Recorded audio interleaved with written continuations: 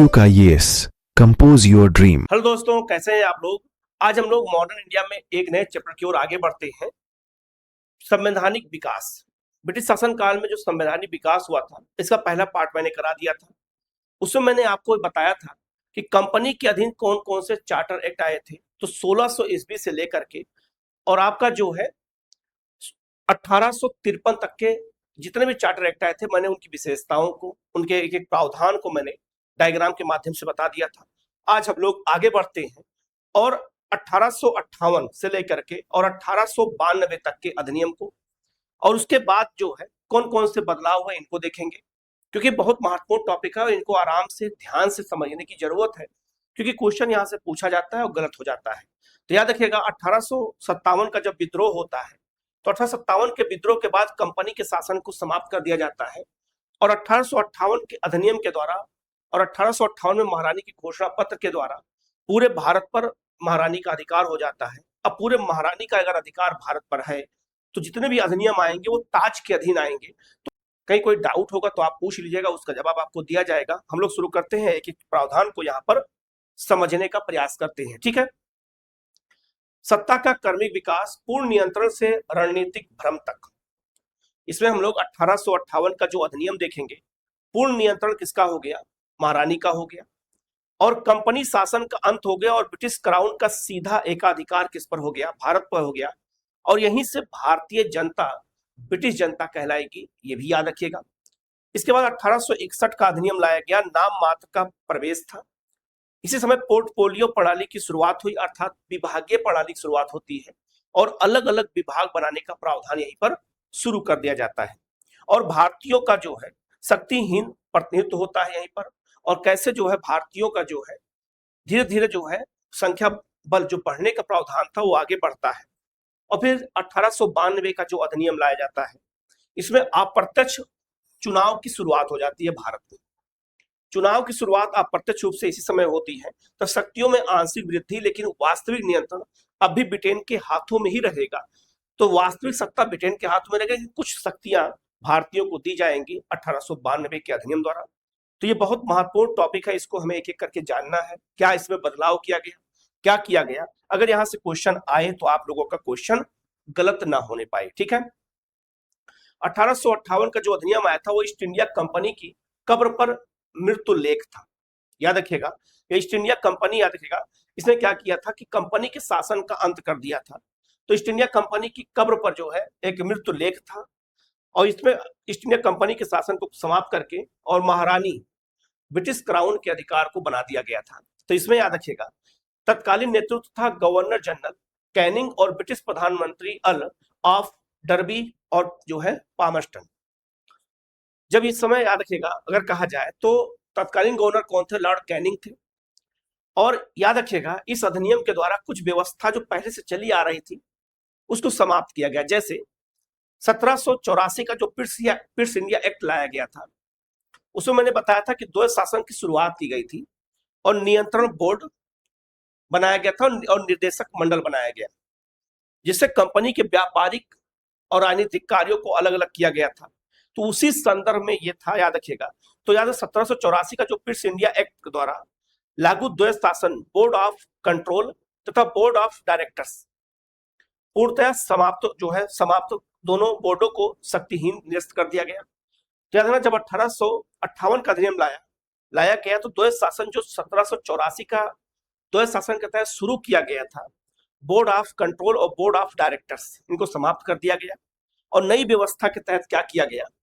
भारत का प्रशासन अब सीधे सम्राज्ञी अर्थात क्राउन के अधीन कर दिया गया।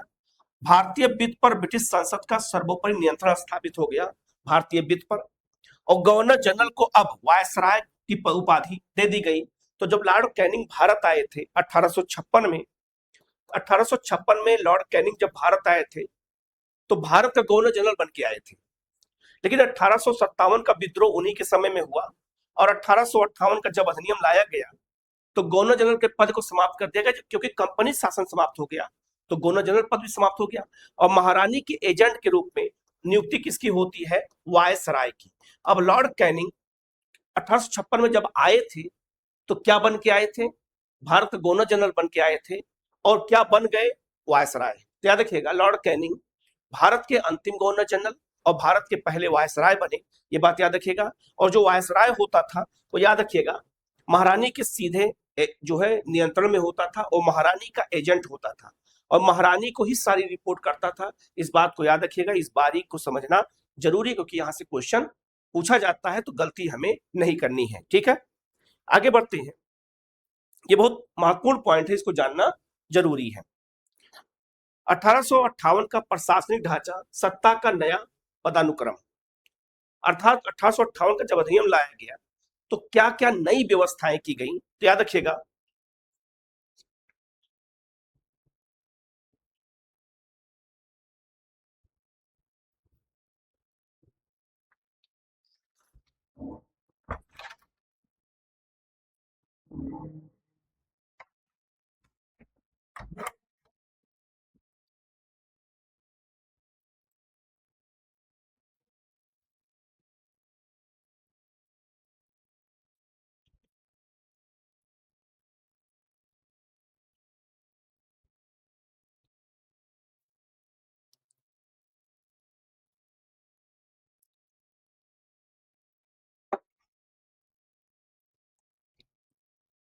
तो भारत सचिव को एक निगम निकाय घोषित किया गया जो इंग्लैंड और भारत में मुकदमा चला सकता था। याद रखिएगा भारत सचिव एक नया पद बनाया गया। क्या क्या काम इसमें किया गया, अब याद रखिएगा सबसे सर्वोपरि कौन रहेगा, तो ब्रिटिश क्राउन सबसे ऊपर है। ब्रिटिश क्राउन के बाद भारत राज्य मंत्री या सचिव होता था, इसे भारत राज्य सचिव भी कहते थे, राज्य मंत्री भी कहते थे। और ये कहां होता था, याद रखिएगा ये होता था इंग्लैंड की पार्लियामेंट में बैठता था और भारत के संदर्भ में अपना ये निर्णय देता था। प्रथम जो थे लॉर्ड एडवर्ड हेनरी थे, याद रखिएगा स्टेनले जो है निर्णय इनका अंतिम माना जाता था और इसके ऊपर महारानी होती थी। ये महारानी तो इंग्लैंड में रहती ही थी, भारत सचिव भी कहाँ रहता था, इंग्लैंड में रहता था, ये भी याद रखना। और ये पार्लियामेंट में बैठ करके रिपोर्ट अपनी देता था। इसके नीचे होता था वायसराय, और वायसराय भारत में क्राउन का प्रतिनिधि नियुक्ति सम्राट द्वारा होती थी। तो वायसराय की नियुक्ति ब्रिटिश सम्राट द्वारा किया महारानी द्वारा की जाएगी। और साथ में याद रखिएगा ये जो है अपनी रिपोर्ट सीधे किसको देगा, क्राउन को देगा। इसके जो नीचे होते थे याद रखिएगा प्रांतों के गवर्नर और लेफ्टिनेंट गवर्नर होते थे। सम्राट की स्वीकृति से वायसराय द्वारा नियुक्ति होती थी। तो जो अलग अलग प्रांत थे उन प्रांतों में जो गवर्नर होते थे और लेफ्टिनेंट गवर्नर होते थे उनकी नियुक्ति सम्राट की स्वीकृति के बाद वायसराय करता था। तो भारत के जो अलग अलग प्रांत थे उनकी नियुक्ति जो है गवर्नर की नियुक्ति वायसराय द्वारा होती थी, वायसराय की नियुक्ति क्राउन द्वारा होती थी। और याद रखना ये जो है भारत राज्य सचिव या मंत्री कहाँ बैठता था, तो ये ब्रिटिश पार्लियामेंट में बैठता था और भारत के संदर्भ में क्वेश्चन आंसर का जवाब देता था और नियम बनाने में अपना योगदान देता था। लेकिन ये अकेला व्यक्ति नहीं होता था, इसके साथ 15 सदस्यीय भारत परिषद होती थी। 15 सदस्यों की एक परिषद होती थी, उसे भारत परिषद कहा जाता था। केवल परामर्श दे सकते हैं बस। क्या था, 8 क्राउन द्वारा नियुक्त होते थे, 7 बोर्ड ऑफ डायरेक्टर्स द्वारा नियुक्त होते थे। अनिवार्यता शर्त क्या थी, भारत में प्रशासनिक अनुभव, जो व्यक्ति प्रशासनिक अनुभव प्राप्त पाया होता था उसी व्यक्ति को नियुक्त भारत सचिव के परिषद में किया जाता था। ये लोग इंग्लैंड में बैठ करके और भारत के लिए संसद में नियम बनाते थे और वायसराय के माध्यम से वो भारत तक पहुंचता था महारानी की स्वीकृति के बाद। याद रखिएगा ये संरचना, इस प्रशासनिक ढांचे का निर्माण 1858 के अधिनियम के द्वारा किया गया, अपने आप में बहुत महत्वपूर्ण है। इसको हमें याद रखना, अगर क्वेश्चन यहां से आए तो आपका गलत ना होने पाए। ठीक है, 1858 का वित्तीय विरोधाभास, जवाबदेही ब्रिटेन की, खर्च भारत का। जवाबदेही ब्रिटेन की होगी लेकिन खर्च किसका होगा, भारत का होगा। कैसे, ब्रिटिश संसद के प्रति उत्तरदायी, भारत सचिव ब्रिटिश मंत्रिमंडल का अहम सदस्य होता था। जो भारत सचिव होता था या भारत राज्य सचिव होता था, मंत्री होता था, जो मैंने अभी बताया इंग्लैंड में होता था, 15 सदस्यीय परिषद होती थी, वो याद रखिएगा ब्रिटिश मंत्रिमंडल का सदस्य होता था और वो जो है उसकी राजनीतिक और प्रशासनिक जवाबदेही पूर्ण रूप से ब्रिटिश संसद और क्राउन के प्रति होती थी। पार्लियामेंट में जवाब देने के लिए वो ही होता था। दूसरी तरफ भारतीय राजस्व पर बोझ। विडंबना यह थी कि भारत सचिव और 15 सदस्यीय भारत परिषद के सभी सदस्यों के भारी वेतन और भत्ते भारत के खजाने से ही वसूले जाते थे। ये नौकरी कर रहे हैं इंग्लैंड में बैठ के, ब्रिटिश पार्लियामेंट में बैठ के काम कर रहे हैं, लेकिन वेतन उनको ब्रिटिश पार्लियामेंट नहीं देगी। उनको वेतन कहां से मिलेगा? भारत के राजस्व से वेतन जाएगा। ये बात याद रखिएगा, भारत के राजस्व से वेतन भारत सचिवों को जाता था। ये भी जो है धन के बहिर्गमन के सिद्धांत का एक जो है नमूना था। याद रखना, एक तरफा वित्तीय व्यवस्था 1858 में शुरू हुई और दशकों तक 1919 के अधिनियम तक अबाध रूप से जारी रही। 1919 के अधिनियम में इस व्यवस्था को समाप्त किया गया और वेतन फिर ब्रिटेन देने लगा और कहा कि भारतीय राजस्व से पैसा नहीं खर्च होगा। तो 1858 से लेकर के और 1919 के तक भारतीय राजस्व से जो है पैसा भारत सचिवों को दिया जाता था, उनकी 15 सदस्यीय परिषद को दिया जाता था। ये भी याद रखना, ये भी महत्वपूर्ण प्रावधान है, इसको भी जानना जरूरी है। 1861 का अधिनियम लाया गया, एक वैचारिक आधार क्या था? समस्त अनुभव यह बताता है कि जब एक शक्तिशाली जाति दूसरी जाति पर शासन करती है तो शासन का मुलायम से मुलायम रूप भी निरंकुश सत्तावाद ही होता है। याद रखिएगा, चार्ल्स वुड ने यह कहा था, तत्कालीन भारत सचिव थे। 1861 का अधिनियम पेश करते समय इस लाइन को उन्होंने कहा था। जब 1861 का अधिनियम वो संसद में पेश कर रहे थे, भारत सचिव कौन थे? तो चार्ल्स वुड थे। और उसी समय उन्होंने कहा था कि समस्त अनुभव यह बताता है कि जब तक शक्तिशाली जाति दूसरी जाति पर शासन करती है तो शासन का मुलायम से मुलायम रूप भी निरंकुश सत्तावान ही होता है। ये बात बिल्कुल सही भी है, याद रखिएगा, इंपॉर्टेंट है, इसको याद रखना है। ठीक है, यह विचार 1861 के अधिनियम की मूल भावना को स्पष्ट करता है। सुधारों का दिखावा था, लेकिन निरंकुश नियंत्रण की वास्तविकता थी। नियंत्रण निरंकुश ही रहेगा और वास्तविक दिखावा रहेगा सुधार का। यही ब्रिटिश सरकार की नीतियां शुरू से चली आ रही थी और आगे भी ये नीतियां जारी हैं।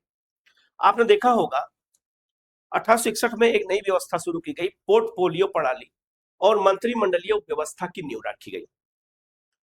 1861 में पोर्टफोलियो प्रणाली की शुरुआत की गई थी। इसको मतलब कहते हैं विभागीय प्रणाली की शुरुआत की गई और अलग अलग विभाग बनाए जाने लगे। इससे पहले कोई विभाग नहीं होता था, जैसे कृषि विभाग, सिंचाई विभाग, रेलवे विभाग, अलग अलग जो विभाग बनाए जाते थे उसको पोर्टफोलियो कहा जाता है। तो पोर्टफोलियो कहो या विभागीय प्रणाली की कहो, इसकी शुरुआत कब होती है? तो 1861 के अधिनियम द्वारा होती है।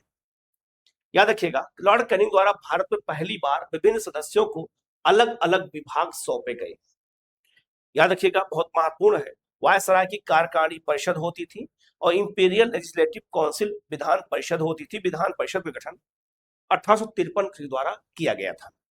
अब आप समझ लो कि अलग अलग जो विभाग बनाए जाते थे उसको जानना है, और यहीं से अलग अलग विभाग जब बनाने की प्रक्रिया शुरू होती है वो निरंतर जारी रहती है। लेकिन वायसराय की जो कार्यकारिणी परिषद थी उसमें सदस्य संख्या 4 से बढ़ा करके 5 कर दी गई। इससे पहले मैंने क्लास में बताया था कि 4 थी, फिर 3 हो गया, फिर यहाँ 4 से 5 कर दिया गया। 1 से 3 सामान्य प्रशासन, कार्यकारी परिषद का विस्तार किया गया। 6 से 12 अतिरिक्त सदस्यों का प्रावधान किया गया। कम से कम 50% गैर सरकारी भारतीय होना अनिवार्य किया गया। अब भारतीयों की संख्या वायसराय के कार्यकारिणी में बढ़ने लगी। कार्यकाल 2 वर्ष का होता था और विधि ज्ञात होना आवश्यक था, वकील होना नहीं। आपको कानून की जानकारी हो, वकील होना जरूरी नहीं था उसकी योग्यता में। और 1874 में सार्वजनिक निर्माण विभाग के लिए 6ठा सदस्य जोड़ा गया था। इसमें जब सार्वजनिक निर्माण विभाग की स्थापना की गई तो एक सदस्य उसमें और जोड़ दिया गया।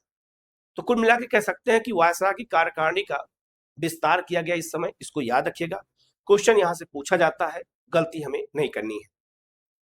आगे बढ़ते हैं। 1861 का जो प्रथम भारतीय प्रवेश था ये क्या था? उपस्थिति पर अधिकार नहीं।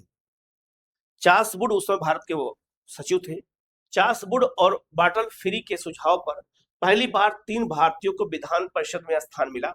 तो पहली बार विधान परिषद में 3 भारतीय शामिल हुए। वो 3 भारतीय कौन थे उनको भी याद रखना है। वो 3 भारतीय कौन थे जो पहली बार शामिल किए गए? लेकिन जो 3 भारतीय शामिल किए गए वो ब्रिटिश थे, राजा, लेकिन ब्रिटिश देशभक्त थे, ब्रिटिश सरकार के खिलाफ कभी नहीं गए, जैसे पटियाला नरेश नरेंद्र सिंह, इनको विधान परिषद का सदस्य बनाया गया। बनारस के राजा देवनारायण सिंह, ये भी जो है अंग्रेजों के सहयोगी थे। और जो है सर दिनकर राव, ग्वालियर के प्रधानमंत्री, ये भी जो है अंग्रेजों के दोस्त थे। सिंधिया तो पता ही होगा, 1857 विद्रोह में उन्होंने बढ़ चढ़ के हिस्सा लिया था और ब्रिटिश सरकार को जो है समर्थन दिया था। तो शक्तिहीन प्रश्न पूछने का अधिकार शून्य था, अर्थात इन 3 सदस्यों को नियुक्त किया गया, लेकिन दिखावटी प्रतिक्रिया थी। क्या था दिखावटी प्रतिनिधित्व? क्या था? इन 3 गैर सरकारी सदस्यों की नियुक्ति से भारतीयों को कानून निर्माण में भाग लेने का अवसर तो मिला दिखावा के लिए, लेकिन यह केवल प्रतीकात्मक था। विधान परिषद के सदस्यों को सरकार से कोई भी प्रश्न पूछने का अधिकार नहीं दिया गया। ये लोग सदस्य के रूप में बना दिए गए खुश करने के लिए भारतीयों को, लेकिन कोई प्रश्न नहीं पूछ सकते हैं, आप केवल बैठे रहिए। प्रश्न पूछने का अधिकार आपको नहीं दिया गया है। यह 1861 के अधिनियम में यह प्रावधान किया गया था, इसको भी अच्छे से याद रखिएगा। 1861 के विकेंद्रीकरण की शुरुआत और वायसराय का विशेषाधिकार क्या होता है? पहले बात करिए कानूनी विशेष जो है विकेंद्रीकरण क्या था, कि जैसे बंबई और मद्रास प्रांतों को कानून बनाने और संशोधन करने का अधिकार वापस मिला, जो 1833 में छीना गया था। 1833 में बंबई और मद्रास के जो प्रांतीय गवर्नर होते थे, उन्हें कानून बनाने का अधिकार छीन लिया गया था। 1861 में दोबारा उनको दे दिया गया कि आप अपने क्षेत्रों के लिए कानून बना सकते हैं।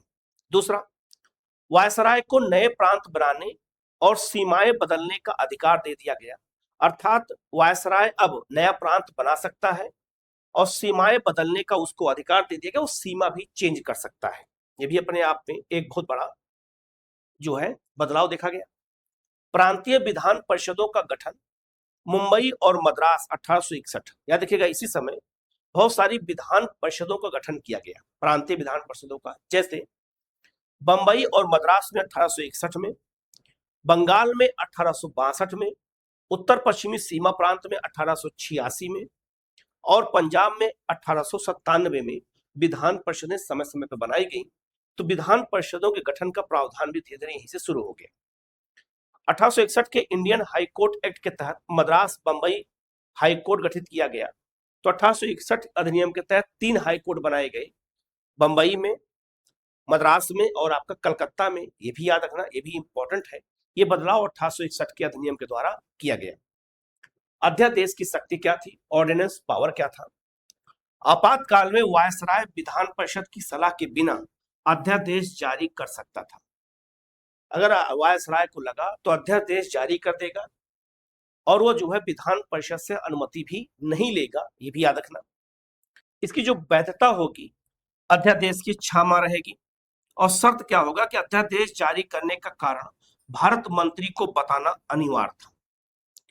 अध्यादेश जारी अगर करना है तो उसका कारण भारत मंत्री को बताना अनिवार्य होगा। तो हम कुल मिला के कह सकते हैं कि वायसराय को अध्यादेश जारी करने की शक्ति कब दी गई? अगर पूछ दिया जाए एग्जाम में आपसे तो याद रखिएगा ये 1861 के अधिनियम के द्वारा अध्यादेश की शक्ति दी गई वायसराय को। अध्यादेश आपातकाल के समय जारी किया जा सकता है बिना विधान परिषद की अनुमति के। इतना इंपॉर्टेंट है, इसको याद रखिएगा। क्वेश्चन यहां से पूछा जाता है और आगे भी पूछा जाएगा। 1892 का जो अधिनियम था विस्तार की नई रूपरेखा, 1892 का अधिनियम पास किया गया। लॉर्ड डफरिन द्वारा तैयार किए गए खाके के आधार पर परिषदों के आकार में वृद्धि की गई। इसी समय 1885 में कांग्रेस की स्थापना हो गई थी और उदारवादियों का प्रभाव कांग्रेस में ज्यादा था। ये लोग लगातार सुधारों की मांग करते थे और कहते थे 1892 का अधिनियम में जो सुधार लाए जाए वो उसकी मांग लगातार ये लोग करते थे। 1892 का अधिनियम कहीं ना कहीं कांग्रेस के उदारवादियों का प्रभाव उसमें ज्यादा दिखाई देता है। तो इसमें क्या क्या काम किया गया इसको जानना जरूरी है। जैसे अगर बात करते हैं केंद्रीय विधान परिषद, केंद्रीय विधान परिषद याद रखिएगा में न्यूनतम सदस्य 10 और अधिकतम 16 सदस्य हो सकते थे। तो केंद्रीय विधान परिषद बनाया गया, उसमें जो है सदस्य हो सकते थे। दूसरी तरफ प्रांतीय विधान परिषद, केंद्रीय विधान परिषद केंद्र में और विधान तो प्रांतीय विधान परिषद अलग अलग प्रांतों में बंबई, मद्रास, बंगाल की कार्यकारिणी परिषद अधिकतम 20 सदस्य और उत्तर पश्चिमी प्रांत और अवध अधिकतम 15 सदस्य हो सकते थे। तो प्रांतीय विधान परिषदों का जो है विस्तार इस समय और ज्यादा कर दिया गया। ठीक है, यह अधिनियम परिषदों के आकार को बढ़ाने तक सीमित नहीं था। 1861 के केवल कानून बनाने वाली संस्था अब विचार विमर्श की संस्था बनने जा रही थी, अर्थात अब प्रश्न पूछ सकते थे। कैसे, उसी को आगे बताया गया है।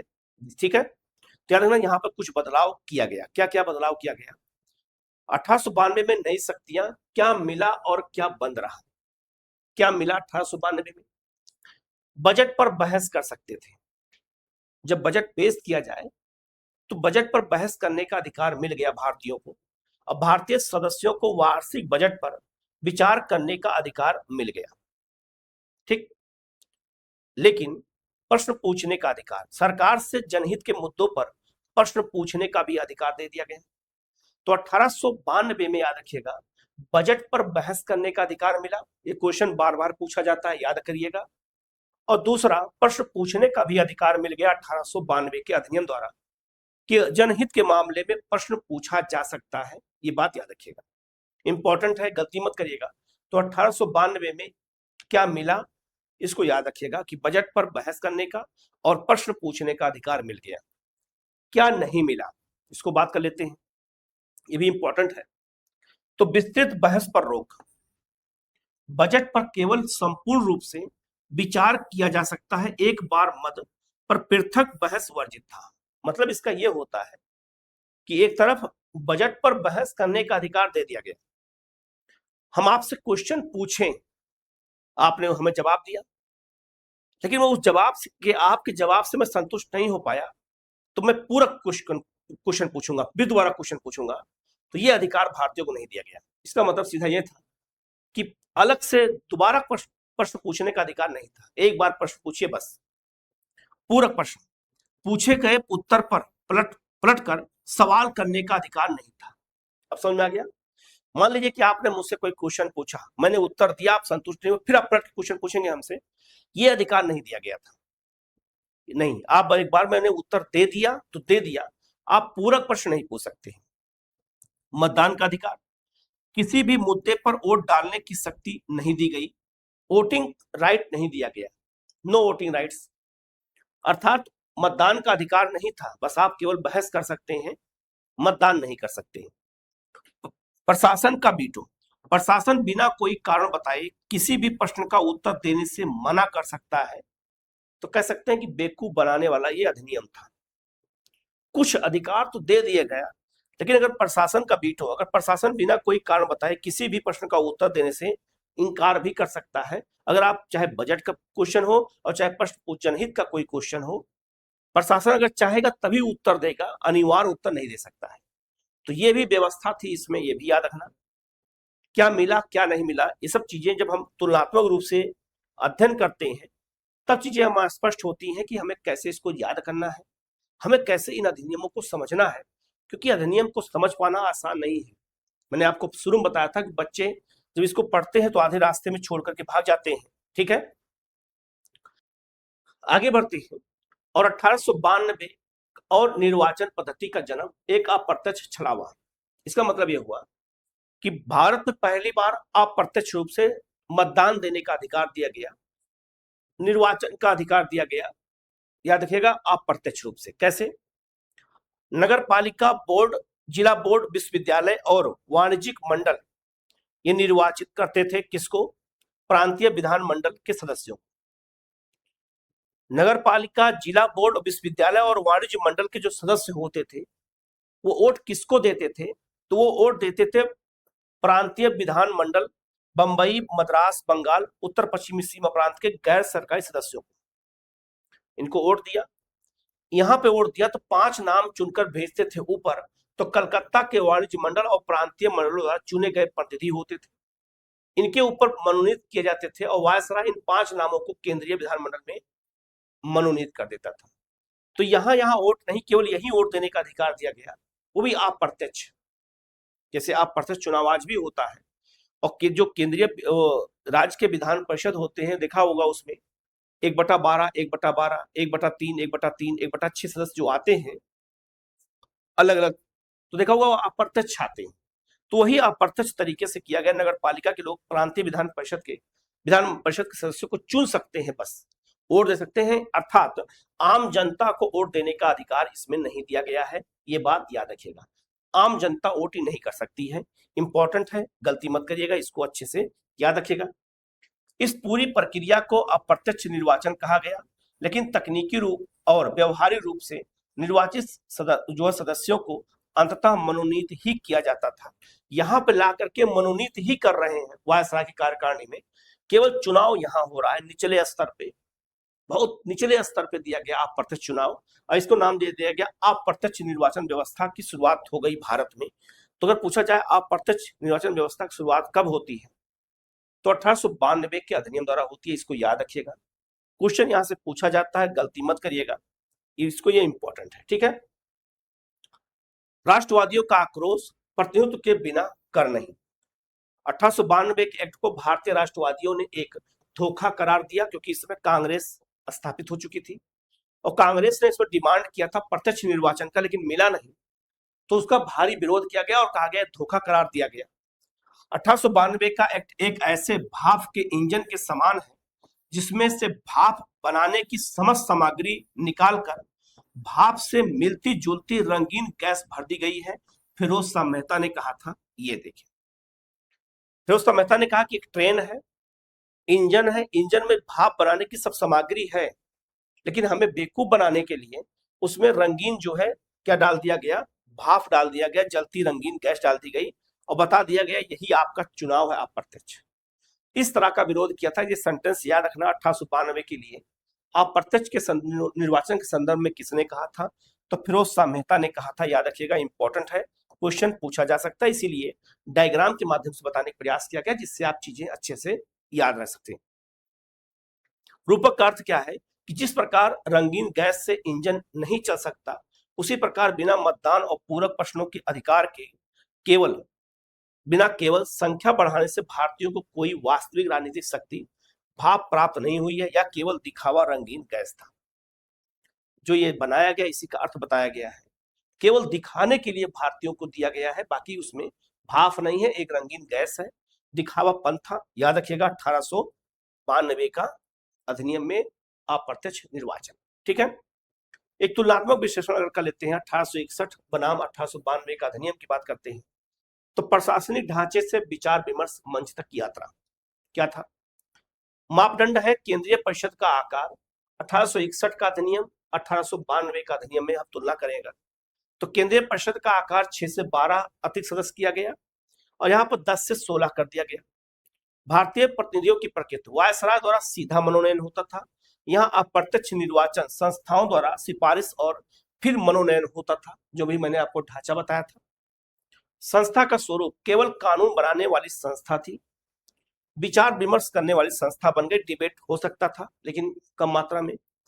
बजट पर अधिकार पूर्ण वर्जित था और यहाँ वार्षिक बजट पर समग्र बहस मतदान नहीं कर सकते थे, लेकिन समग्र बहस कर सकते थे, मतदान करने का अधिकार नहीं दिया गया। प्रश्न पूछने का अधिकार कोई अधिकार नहीं था 1861 में, और यहाँ जो है सशर्त अधिकार दिया गया, पूरक प्रश्न नहीं पूछ सकते हैं, बिना कारण बताए उत्तर देने से इंकार संभव था। हम कारण भी नहीं बताएंगे और तुम्हारे उत्तर का जवाब भी नहीं देंगे, ये भी इसमें प्रावधान था, याद रखिएगा। तो तुलना करने से हमें कुछ चीजें स्पष्ट हो जाती हैं कि क्या प्रावधान पहले था, क्या प्रावधान बाद में जोड़ा गया, क्योंकि क्वेश्चन पूछा जाता है, तो इसको हमें याद रखने की जरूरत है। सुधारों का विरोधाभास की बात करते हैं, संख्यात्मक वृद्धि बनाम शून्य वास्तविक शक्ति। 1858, 1861 और 1892 तीनों को अगर हम तुलना कर ले तो थोड़ा सा और आसान हो जाएगा। तो 1892 में याद रखें, 1858 में इन्होंने क्या किया था, राजनीतिक रियायतों, क्या है रियायतें। 1858 से 1892 तक ब्रिटिश क्राउन ने केवल प्रशासनिक दबाव कम करने के लिए भारतीयों को व्यवस्था में शामिल किया था। 1861 में अधिकारों का भ्रम, पोर्टफोलियो सिस्टम और अप्रत्यक्ष निर्वाचन 92 देखने में लोकतांत्रिक ढांचे की शुरुआत लगते थे, लेकिन वीटो बजट पर मतदान की मनाही और जवाबदेहिता के अभाव में इसे निरंकुश सत्ता की ही बनाए रखा गया, याद रखिएगा। और इसके बाद ऐतिहासिक परिणाम क्या निकला, इन्हीं अधिनियमों ने आधुनिक भारत की संसदीय प्रणाली का ढांचा ब्लूप्रिंट तैयार किया, लेकिन साथ ही इसने राष्ट्रवादियों को यह भी स्पष्ट कर दिया कि ब्रिटिश राज के तहत वास्तविक शक्ति कभी हस्तांतरित नहीं होगी, जिसने पूर्ण स्वराज की अग्नि को और प्रज्वलित कर दिया। और यहीं से भारतीयों को लग गया कि बिना जो है स्वराज लिए जो है उससे कम कुछ नहीं मिल सकता है। इसीलिए याद रखना, यहीं से उग्रवाद का जो है विस्तार तेजी से हो जाता है। कांग्रेस के अंदर उग्रवादी प्रवृत्ति तेजी से पनपने लगती है और यह लक्ष्य हो गया कि बिना स्वराज प्राप्त किए कुछ नहीं मिल सकता है। और ये जितने भी अधिनियम आ रहे हैं सब दिखावा है, इससे कुछ हमें हासिल होने वाला नहीं है। तो याद रखना, ये कुछ जो चीज इंपॉर्टेंट था मैंने इसमें बता दिया है, इसको ध्यान से समझने की जरूरत है। क्वेश्चन यहाँ से पूछा जाता है, गलती मत करिएगा। क्वेश्चन अगर आए तो आपको गलत ना होने पाए, ठीक है। अब हम लोग आगे बढ़ते हैं और ब्रिटिश ताज के अधीन जो 1892 के बाद अधिनियम लाए गए, उसमें एक अधिनियम है आपका जो है 1909 का अधिनियम। इसमें क्या परिवर्तन किया गया, इसके बाद 1919 के अधिनियम में क्या क्या प्रावधान किया गया इसको देखना है। इसके बाद 1935 के अधिनियम में क्या प्रावधान किया गया इसको देखना है। और फिर 1947 के अधिनियम में क्या प्रावधान किया गया इसको देखना है। बहुत महत्वपूर्ण है, इसको अच्छे से याद रखना है। तो 1909 के अधिनियम, 1919 और 1935 के अधिनियम में क्या क्या प्रावधान किया गया और यहां से क्वेश्चन कैसे पूछे जा सकते हैं, इसको हमें याद रखना जरूरी है, क्योंकि यहां से अगर क्वेश्चन आए तो गलत ना होने पाए। इसमें हम एक एक करके यहाँ आगे बढ़ेंगे और सारे अधिनियमों को हम यहाँ पर देखेंगे। तो भारत का जो संवैधानिक विकास हुआ था 1909 से 1947 तक, इसको भी हमें एक बार देखना है। इसमें महत्वपूर्ण हम 4 अधिनियमों को पढ़ेंगे। कौन कौन से, याद रखिएगा, इनमें 4 अधिनियम कौन कौन से हमें पढ़ना है और किस किस नाम से जाने जाते हैं। तो एक आपका है माले मिंटो सुधार 1909, इसे 1909 का अधिनियम भी कहते हैं, इसे माले मिंटो सुधार कहते हैं। माले मिंटो सुधार में माले कौन थे, ये भारत सचिव थे, और मिंटो कौन है, ये भारत के वायसराय थे। दोनों लोगों ने मिलकर के इस सुधार को, इस अधिनियम को बनाया था, इसीलिए इसको माले मिंटो सुधार कहा जाता है। 1909 विभाजन के बीज और आंशिक प्रतिनिधित्व, कुछ भारतीयों को अधिकार मिला, लेकिन यहीं पर सांप्रदायिकता के बीज बोए गए माले मिंटो सुधार 1909 के अधिनियम द्वारा। तो इसको भी हमें जानना है, इसको समझना है।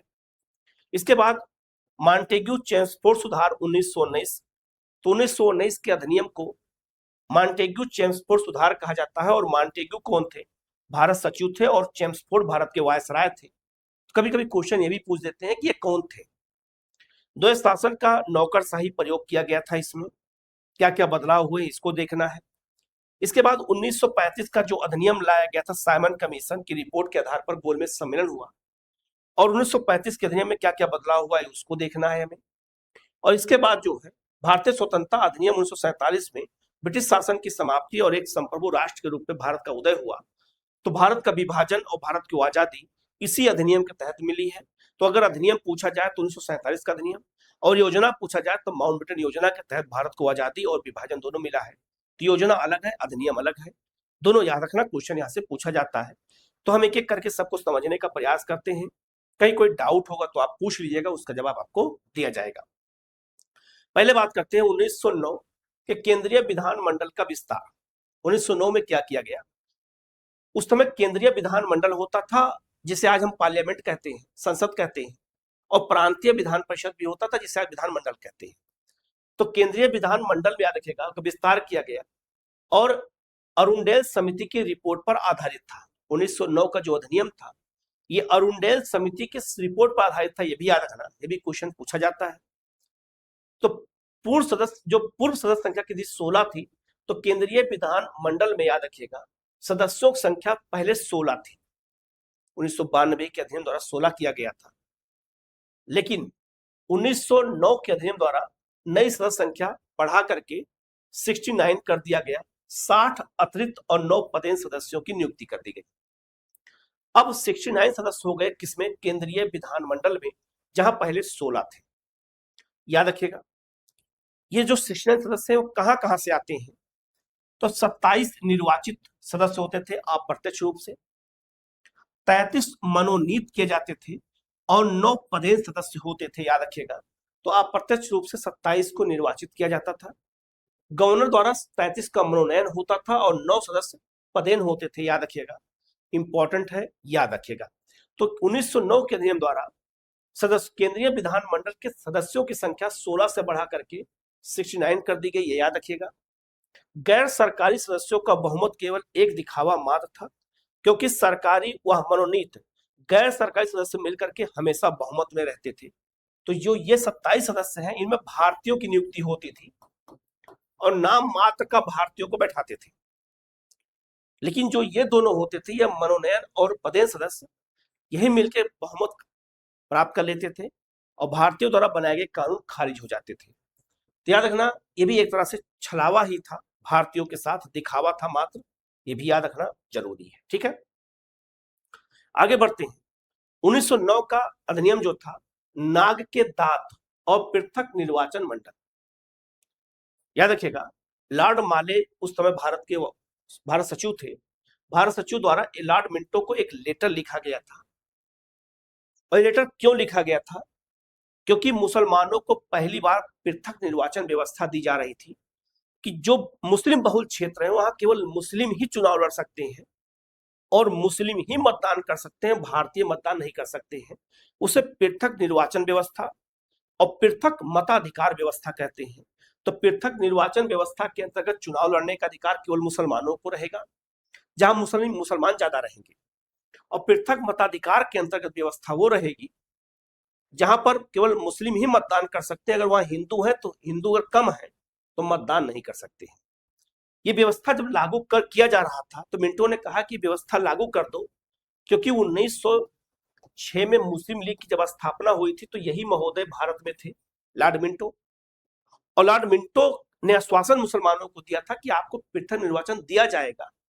और 1909 के अधिनियम में जब ये प्रावधान सामने रखा माले के, तो माले ने देखा और कहा कि हम एक नाग के दांत बो रहे हैं और फल भीषण होगा। अर्थात अगर सांप छोटा है और उसके दांत नहीं तोड़े गए तो जब बड़ा होगा तो काटेगा ये। इसका मतलब ये होता है कि आप जो नाग के दांत बो रहे हो ना, जो बचपन में दांत आप नहीं तोड़ रहे हो ना, बाद में ये काटेगा। और काट लिया, यही नाग काट लिया और पाकिस्तान के रूप में एक नया देश बन गया। इसीलिए डॉक्टर राजेंद्र प्रसाद ने पाकिस्तान का जन्मदाता किसको माना था? लॉर्ड मिंटो को माना था। ये बात याद रखिएगा, क्वेश्चन यहां से पूछा जाता है, गलती बिल्कुल मत करिएगा। ठीक है, आगे बढ़ते हैं।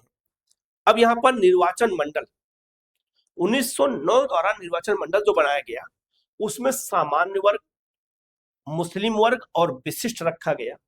मुस्लिम वर्ग में मुस्लिम के लिए पृथक निर्वाचन और दोहरा मताधिकार, आय अहर्ता सामान्य से कम रखी गई और विशिष्ट में व्यापारिक संघ, जमींदार और विश्वविद्यालय शामिल किए गए।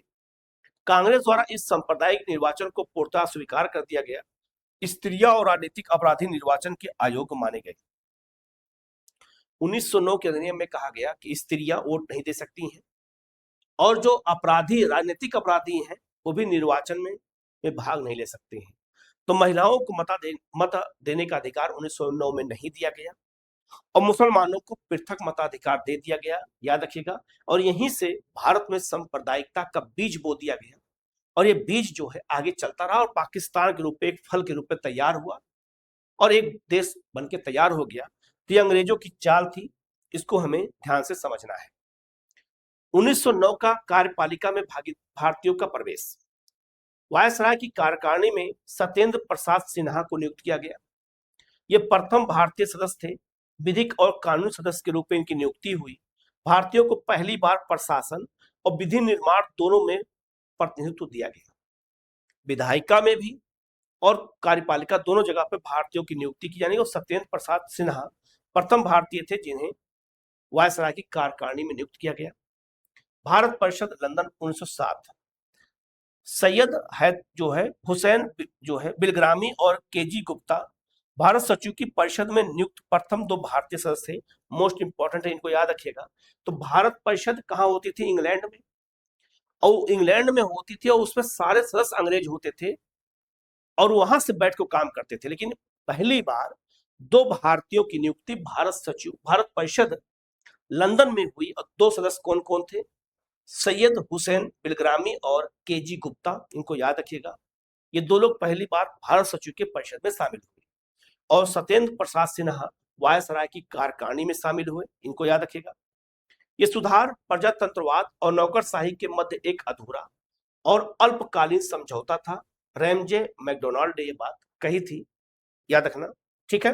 बाद में यही गोलमेज सम्मेलन के अध्यक्ष बनते हैं जब 1930 आता है। तो आगे बढ़ते हैं। 1919 के अधिनियम को मॉन्टेग्यू चेम्सफोर्ड कहा जाता है। सत्ता और व्यय का संतुलन। इसमें 1919 के अधिनियम में क्या क्या प्रावधान किया गया, इसको जान लेते हैं। प्रथम बार स्वशासन की स्थापना को ब्रिटिश सरकार का लक्ष्य घोषित किया गया और ब्रिटिश सरकार ने लक्ष्य घोषित किया कि भारत में स्वशासन स्थापित करेंगे, जिस स्वशासन की मांग 1905 में कांग्रेस पहले से करती आ रही थी। तो कहा गया 1919 के अधिनियम में हम स्वशासन लाएंगे। भारत सचिव का संपूर्ण व्यय अब ब्रिटिश राजकोष से तय होगा। जो भारत सचिव का वेतन मिलता था वो पहले देखा होगा कहां से मिलता था, तो भारत के व्यय से मिलता था। 1919 के अधिनियम में कहा गया अब ब्रिटिश राजकोष से दिया जाएगा, भारत के राजकोष से नहीं दिया जाएगा। एक बड़ा बदलाव, इसको याद रखिएगा। भारत सचिव की शक्तियों में प्रांतीय मामलों में थोड़ा कमी कर दी गई। भारत सचिव के पद को थोड़ा कम किया गया, अधिकार को। भारत परिषद सदस्य संख्या 15 से घटा करके 8-12 की गई और लगभग 7 कार्यकाल 7 से 5 वर्ष कर दिया गया। तो वायसराय की जो परिषद होती थी, वो भारत सचिव जो परिषद होती थी इंग्लैंड में, जिनमें 2 सदस्यों की नियुक्ति भी हुई थी भारत के, इनके सैयद हुसैन बिलग्रामी का और आपका गुप्ता जी का। तो उसी परिषद में सदस्यों की संख्या घटा करके 8-12 कर दी गई, याद रखिएगा। 8 से 12 के बीच हो गई, ये भी याद रखना। तो कम कर दी गई, उसके महत्व को थोड़ा कम किया गया। दूसरी तरफ क्या किया गया, लंदन में हाई कमीशन उच्चायुक्त की नियुक्ति हुई। सैनिक और असैनिक साज सामान की खरीद नियुक्ति गवर्नर जनरल द्वारा 5 वर्ष हेतु वेतन भारतीय कोष से। प्रथम उच्चायुक्त विलियम स्टेवेंस थे 1920 में। एक हाई कमीशन उच्चायुक्त की नियुक्ति की गई लंदन में और वेतन भारतीय राजस्व से दिया जाता था, याद रखिएगा, ये भी इंपॉर्टेंट है। ये क्वेश्चन पूछा जाता है, कई बार पूछा गया है, ठीक है। इसके बाद 1919 में अधिनियम आपका द्विसदनात्मक केंद्रीय विधानमंडल का जन्म हुआ। द्विसदनात्मक मतलब होता है, अगर आज की बात करें तो संसद के 2 सदन होते हैं, एक आपका लोकसभा और एक आपका राज्यसभा। इसको हम 2 सदनीय व्यवस्था कहते हैं। तो 1919 के अधिनियम द्वारा केंद्रीय विधानमंडल में 2 सदनात्मक व्यवस्था की शुरुआत कर दी गई, जिसे केंद्रीय विधानमंडल कहा जा रहा था उस समय। इसी को आज हम संसद कहते हैं, याद रखिएगा। केंद्रीय विधानमंडल का नाम बदल के संसद कर दिया गया है और उसके लोकसभा और राज्यसभा 2 अलग अलग सदन होते हैं। तो पहले केवल एक सदन था विधान परिषद। विधानसभा कोई परिषद नहीं थी और विधान परिषद बनाई गई, विधानसभा बनाई गई, विधान परिषद दोनों बना दिया गया, जिसको नाम दिया गया द्विसदनात्मक व्यवस्था, याद रखिएगा। अब यहाँ पर गवर्नर जनरल जो होगा वो निरंकुश होगा। अध्यादेश जारी करने और विधेयकों को प्रमाणित करने की पूर्ण शक्ति केंद्रीय प्रशासन, रक्षा, विदेश मामले, मुद्रा, ये सब गवर्नर जनरल के पास रहेगी। चाहे रक्षा का मामला हो, विदेशी मामला हो या मुद्रा का मामला हो, मुद्रा की छपाई का मामला हो, ये सब किसके पास रहेगा, वायसराय के पास रहेगा, गवर्नर जनरल के पास रहेगा। जो केंद्रीय विधानमंडल है, जिसे आज हम संसद कहते हैं, ये 2 सदनात्मक पहली बार बनी। और 2 सदन कौन कौन से हैं, तो इसके एक सदन कौन सा है, राज्य परिषद, जिसे आज हम राज्यसभा कहते हैं। राज्यसभा को ही पहले राज्य परिषद कहा जाता था।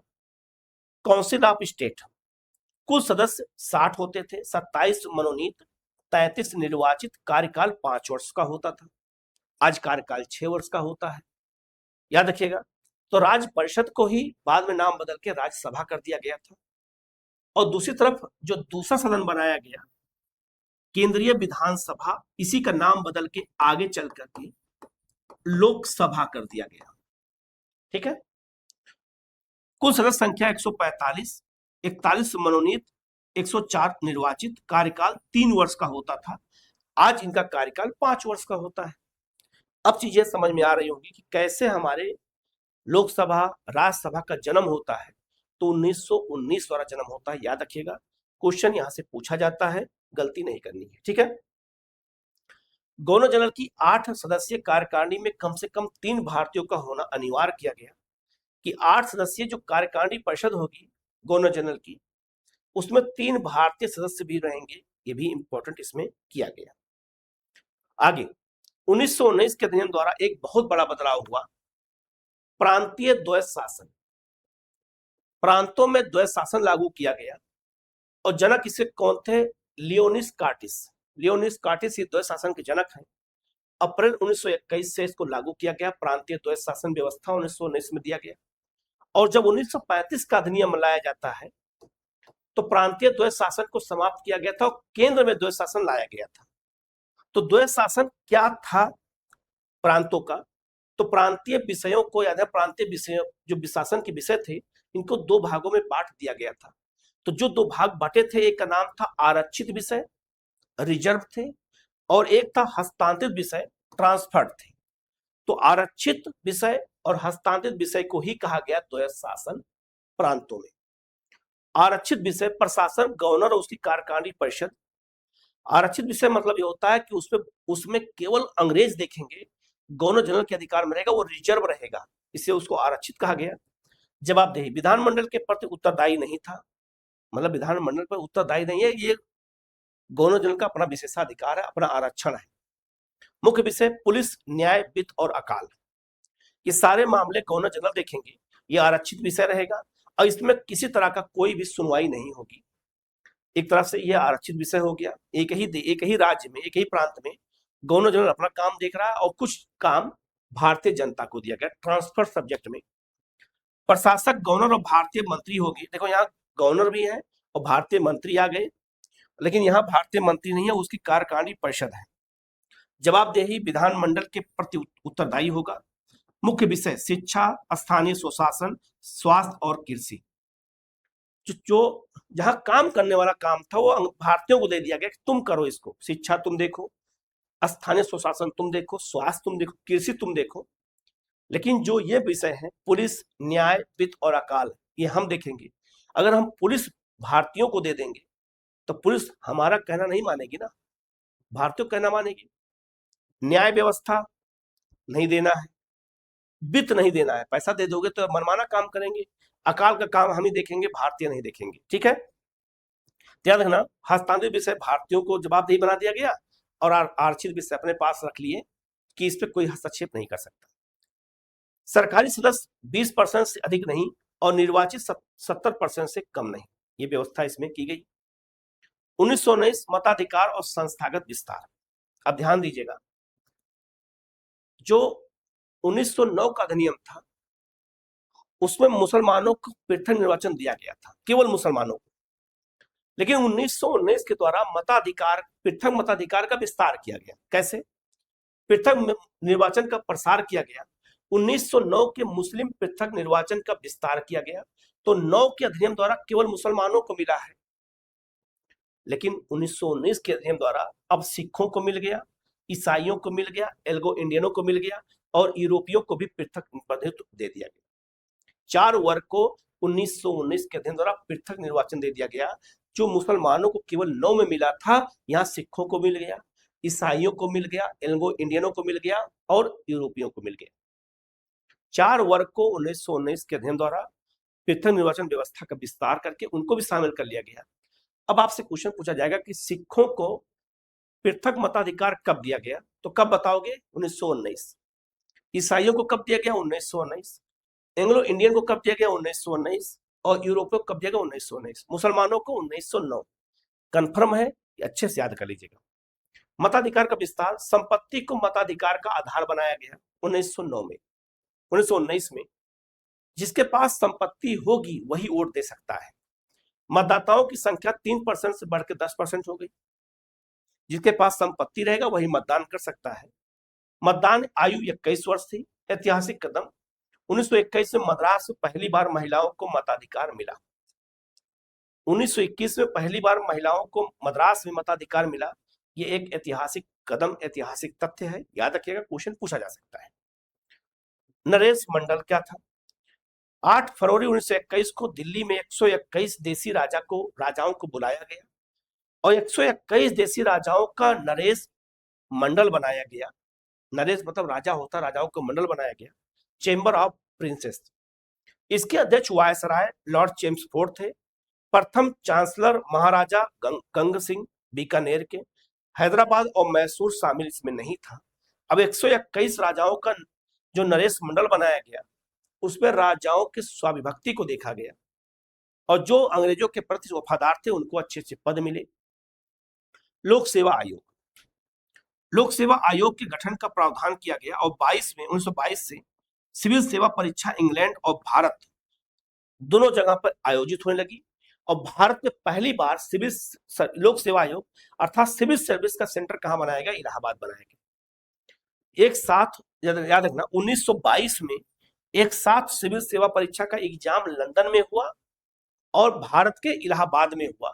तो इलाहाबाद सेंटर पहली बार बनाया गया सिविल सेवा के लिए, याद रखिएगा 1922 में। 1919 के अधिनियम द्वारा, बहुत महत्वपूर्ण है, इसको याद रखना जरूरी है, ठीक है, बहुत इंपॉर्टेंट है, गलती बिल्कुल आप लोग मत करिएगा, ठीक है।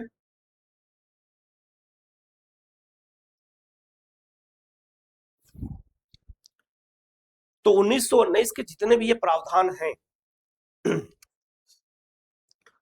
तो 1919 के जितने भी ये प्रावधान है बहुत महत्वपूर्ण प्रावधान है, इनको याद रखिएगा। क्वेश्चन यही सबसे पूछा जाता है, गलती मत करिएगा, ठीक है। हम लोग आगे बढ़ते हैं।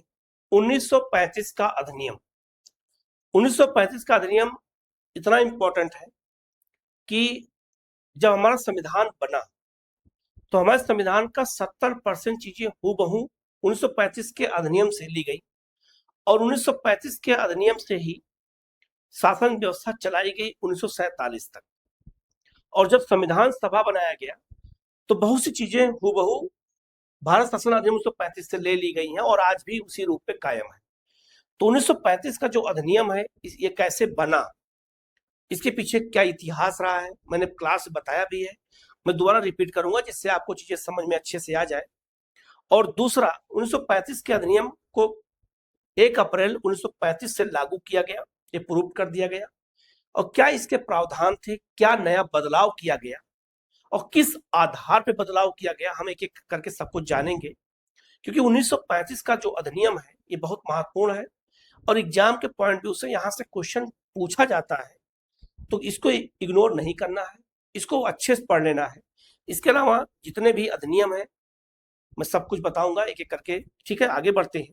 तो 1935 के अधिनियम की बात करें तो एक राष्ट्र का ब्लूप्रिंट था, उपनिवेशिक नियंत्रण से स्वतंत्र भारत के संविधान तक का संरचनात्मक पुल ये था।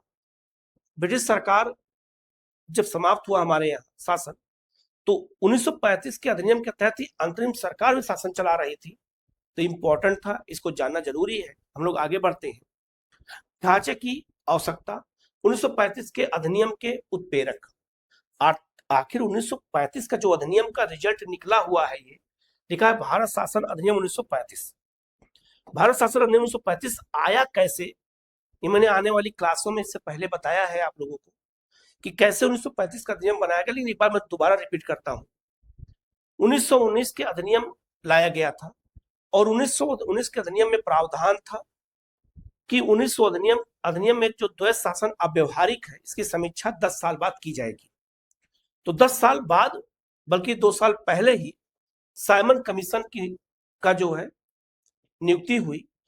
तो 1919 के अधिनियम की जांच के लिए, समीक्षा के लिए साइमन कमीशन लाया गया और साइमन कमीशन ने रिपोर्ट तैयार किया। साइमन कमीशन की रिपोर्ट को प्रकाशित 27 मई 1930 को किया गया। लेकिन उससे पहले कहा जाए तो साइमन कमीशन के विरोध में नेहरू रिपोर्ट लाई गई थी और नेहरू रिपोर्ट जो लाया गया था, कहा गया था, बर्केनहेड द्वारा कहा गया कि सभी भारतीय अगर उस रिपोर्ट को मान लेते हैं तो साइमन कमीशन की रिपोर्ट को रोक दिया जाएगा और उसी रिपोर्ट के आधार पर 1935 का अधिनियम तैयार किया जाएगा। लेकिन शर्त यह था कि सबको मानना जरूरी था। तो मुस्लिम लीग, हिंदू महासभा और कांग्रेस के अंदर युवा वर्ग नेहरू रिपोर्ट को मानने से इनकार कर दिया और तब नेहरू रिपोर्ट के स्थान पर 14 सूत्री फार्मूला जिन्ना ले आए। जिन्ना ने कहा कि नेहरू रिपोर्ट को मत मानो और 14 सूत्री फार्मूला को मानो। तो साइमन कमीशन के विरोध में नेहरू रिपोर्ट और नेहरू रिपोर्ट के विरोध में जिन्ना का 14 सूत्री फार्मूला लाया गया। और इसके बाद जब नेहरू रिपोर्ट पे विफल हो गया और जिन्ना का 14 सूत्री फार्मूला विफल हो गया, तो ब्रिटिश सरकार ने साइमन कमीशन के आधार पर ही गोलमेज सम्मेलन बुलाने का निर्णय लिया। तो सविनय अवज्ञा आंदोलन का प्रभाव था और गांधी इरविन समझौता और तीनों गोलमेज सम्मेलन के आधार पर रिजल्ट क्या निकला, गोलमेज सम्मेलन, तीनों गोलमेज सम्मेलन जो हो गए, तो 1935 का अधिनियम बनाया गया। तो साइमन कमीशन की रिपोर्ट पर अगर आपसे क्वेश्चन पूछा जाए कि 1935 का अधिनियम किस रिपोर्ट पर बनाया गया, तो साइमन कमीशन की रिपोर्ट पर। और साइमन कमीशन रिपोर्ट किस आधार पर तैयार किया था, तो 1919 के अधिनियम की समीक्षा के आधार पर तैयार किया था। और इसी साइमन कमीशन की रिपोर्ट पर ही गोलमेज सम्मेलन लंदन में बुलाया गया। अलग अलग वर्ग के अलग अलग रजवाड़ों को सबको बुलाया गया कि आइए और आकर के इस प्रावधान के बारे में आगे जो नियम आएगा उस पर हमें चर्चा करनी है। तीनों गोलमेज सम्मेलन का ही परिणाम है 1935 का अधिनियम जो बनकर तैयार हुआ है। तो ये बात याद रखिएगा, बहुत इंपॉर्टेंट है। तो गोलमेज सम्मेलन का रिजल्ट यही निकला, 1935 का अधिनियम निकला है और साइमन कमीशन की रिपोर्ट पर गोलमेज सम्मेलन बुलाया गया। तो इंपॉर्टेंट चीजें हैं, इनको याद रखना जरूरी है। छोटी छोटी बातों को नहीं जानेंगे तो हमारे क्वेश्चन गलत हो जाते हैं, तो इस पर हमें गौर करना है। यहां से अगर क्वेश्चन आए तो हमारा गलत ना होने पाए। ठीक है, आगे बढ़ते हैं। ब्रिटिश संसद का सबसे विशाल प्रलेख जो 1935 का अधिनियम लाया गया था, उसमें 14 भाग थे, उसमें 10 अनुसूचियां थी और उसमें 371 अनुच्छेद या धाराएं थी, आर्टिकल थे। ये बात याद रखिएगा, भारत के लिए धाराएं, सेक्शन जो थे वो 321 अनुच्छेद या धाराएं थी, ये बात याद रखिएगा। तो 1935 के अधिनियम में 14 भाग, 10 अनुसूचियां और 321 अनुच्छेद थे, ये बात याद रखिएगा। ठीक है, इस अधिनियम में अनुच्छेद 352 से लेकर 451 तक विशेष रूप से बर्मा, म्यांमार के लिए निर्धारित थे। याद रखना, जो अब यहाँ इंपॉर्टेंट चीज है, ध्यान दीजिएगा कि जो 1935 का अधिनियम था उसमें 1 से लेकर के और 321 तक भारत के लिए प्रावधान थे और 322 से, उसी 1935 के अधिनियम में ही 322 से 451 तक के जो अनुच्छेद थे वो विशेष रूप से बर्मा या म्यांमार के लिए निर्धारित किए गए थे। तो 1935 के अधिनियम में बर्मा के लिए भी प्रावधान था और बर्मा को भारत से अलग किया गया था और संविधान के साथ अलग किया गया, इस बात को याद रखिएगा। यह ब्रिटिश सरकार द्वारा भारत की शासन व्यवस्था के संबंध में अंतिम बड़ा कानून था, ये बात याद रखिएगा। तो अनुच्छेद 322 से लेकर 451 तक ये बर्मा के लिए प्रावधान था 1935 के अधिनियम में, और 1 से 321 तक भारत के लिए प्रावधान था। इस बारीकी को याद रखिएगा, इस बारीकी को समझ लीजिएगा, क्वेश्चन अगर आए तो गलत ना होने पाए, ये बात याद रखना। ठीक है, आगे शीर्ष संरचना और सीमाओं का पुनर्निर्धारण क्या काम किया गया। ब्रिटिश संसद द्वारा, याद रखिएगा, संशोधन का एकमात्र अधिकार ब्रिटिश संसद को था। 1935 के अधिनियम में संशोधन केवल ब्रिटिश संसद कर सकती थी। गृह मंत्रालय लंदन में परिवर्तन किया गया, भारत परिषद की समाप्ति कर दी गई। जो भारत परिषद अधिनियम आते थे अब वो नहीं आएंगे। भारत सचिव की सहायता के लिए परामर्शदाताओं की नियुक्ति की गई, इस आधार पर वहां पर स्ट्रक्चर परिवर्तन लंदन में किया गया। भारत से अलग कर दिया गया बर्मा को, ये बर्मा है जिसे आज हम म्यांमार कहते हैं, इससे भारत पर ही, इस पर ब्रिटिश सरकार का ही अधिकार था और भारत से ही शासन चला जाता था, अर्थात भारत का अंग था। लेकिन 1935 के अधिनियम द्वारा इसको भारत से बर्मा को अलग कर दिया गया और जब बर्मा को अलग किया गया, याद रखिएगा, तो याद रखना इसके लिए 1935 के अधिनियम में ही प्रावधान था जो ऊपर मैंने अभी बताया। तो याद रखना 322 से लेकर और 451 तक के प्रावधान बर्मा के लिए थे 1935 के अधिनियम में, और 1935 का अधिनियम में ही बर्मा के लिए भी संविधान था। भारत के लिए भी था 101 से लेकर के 321 तक, और 322 से 451 तक बर्मा के लिए था, ये बात याद रखिएगा। ठीक, लेकिन एक चीज और भारत से अलग किया गया, अदन। अदन भारत सरकार के नियंत्रण से मुक्त कर इंग्लैंड के उपनिवेश कार्यालय के अधीन कर दिया गया। तो अदन है कहां? अदन याद रखिएगा ये यमन में है, नाम सुना होगा यदन की खाड़ी। जो अदन की खाड़ी है ये बाबुल मंडेब के पास है, अफ्रीका और यमन के बीच में है। जरा आप इस मैप को देखिए, इस मैप पे देखो ध्यान से, अदन की खाड़ी लिखा हुआ है और अदन की जो खाड़ी लिखा है वहीं यमन में एक शहर का नाम है यदन, अदन नाम है। तो अदन पर ब्रिटिश सरकार का अधिकार था और भारत से ही शासन अदन का चलता था। कई लोगों को ये बात नहीं मालूम होगा कि बर्मा को अलग करने के साथ साथ अदन को भी भारतीय प्रशासन से मुक्त किया गया था। और अदन अगर पूछ लिया जाए एग्जाम में कि अदन कहाँ है, तो बुखार चढ़ जाएगा लोगों को।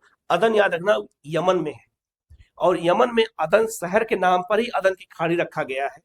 और अदन पर 1935 तक भारत से ही शासन चलाया जाता था, लेकिन 1935 के द्वारा अदन को भारत के प्रशासन से अलग कर दिया गया और उसको ब्रिटिश कार्यालय उपनिवेश के अंतर्गत रख दिया गया। ये बात याद रखिएगा, इंपॉर्टेंट है, गलती मत करिएगा।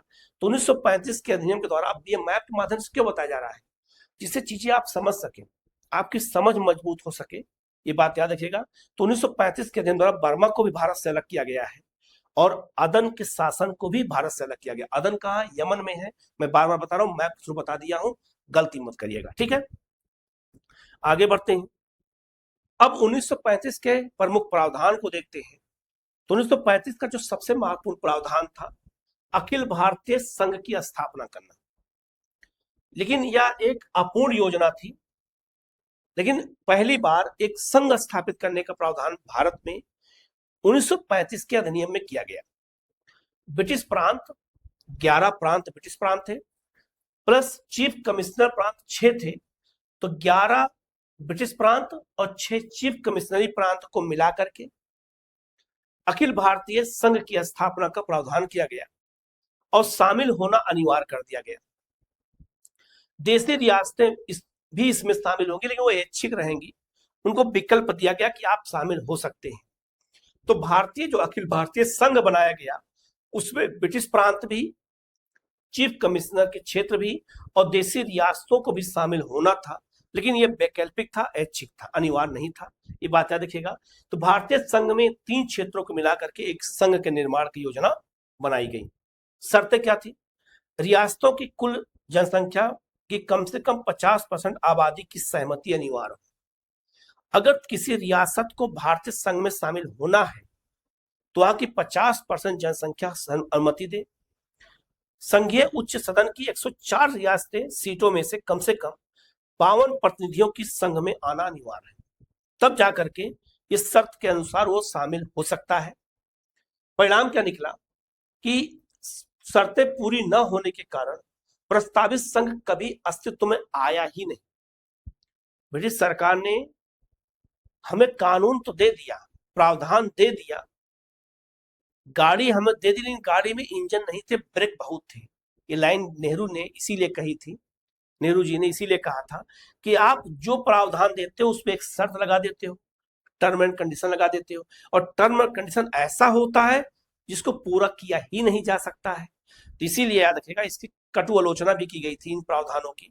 तो अखिल भारतीय संघ का प्रावधान बहुत खूबसूरत लगा देखने में लोगों को, लेकिन जैसे इस शर्त पढ़ा तो लोगों को लगा कि ये तो फालतू है, बस आपने केवल बेवकूफ बनाने के लिए इस प्रावधान को हमें दे दिया है। इस आधार पर आलोचना होती है 1935 के अधिनियम की, इसको याद रखिएगा। तो पहला प्रावधान यही था, अखिल भारतीय संघ के निर्माण करने का प्रावधान था, याद रखिएगा। शक्तियों का विभाजन, संघीय सूची, राज्य सूची, समवर्ती सूची अस्तित्व में यहीं पर आई थी, याद रखिएगा। शक्तियों का विभाजन 1935 के अधिनियम में किया गया, यह दूसरा प्रावधान था, नंबर 2 प्रावधान था। और अवशिष्ट शक्तियां जो थी वो अंतिम निर्णय का एकाधिकार गवर्नर जनरल के पास था। और अवशिष्ट शक्तियां वो शक्तियां होती हैं जिनका उल्लेख केंद्रीय, प्रांतीय और समवर्ती सूची में नहीं होता है, उसे हम अवशिष्ट शक्तियां कहते हैं। जैसे परमाणु विभाग, अंतरिक्ष विभाग, ये सब जो है क्या है, अवशिष्ट शक्तियां आती हैं, इसका कहीं संविधान में उल्लेख नहीं है, ठीक। जो संघीय या केंद्रीय सूची होगी उसमें जो अधिकार संघीय विधानमंडल को होगा, कानून वही बना सकते हैं, आज भी यही प्रावधान है। इसमें विषय 59 रखे गए थे, 59 विषय केंद्रीय सूची में शामिल थे उस 1935 के अधिनियम द्वारा। प्रांतीय सूची अधिकार प्रांतीय विधानमंडल को दिया गया कानून बनाने का। इसमें 54 विषय शामिल किए गए थे, ये बात याद रखिएगा। और तीसरा समवर्ती सूची, इसमें संघ और प्रांत दोनों विरोधाभास पर संघीय कानून मान्य होगा, आज भी यही नियम है। और इसमें 36 विषय शामिल किए गए थे, याद रखिएगा। तो उस समय की क्वेश्चन पूछा जाता है कि 1935 के अधिनियम के अनुसार केंद्रीय सूची या संघीय सूची में कितने विषय थे? 59।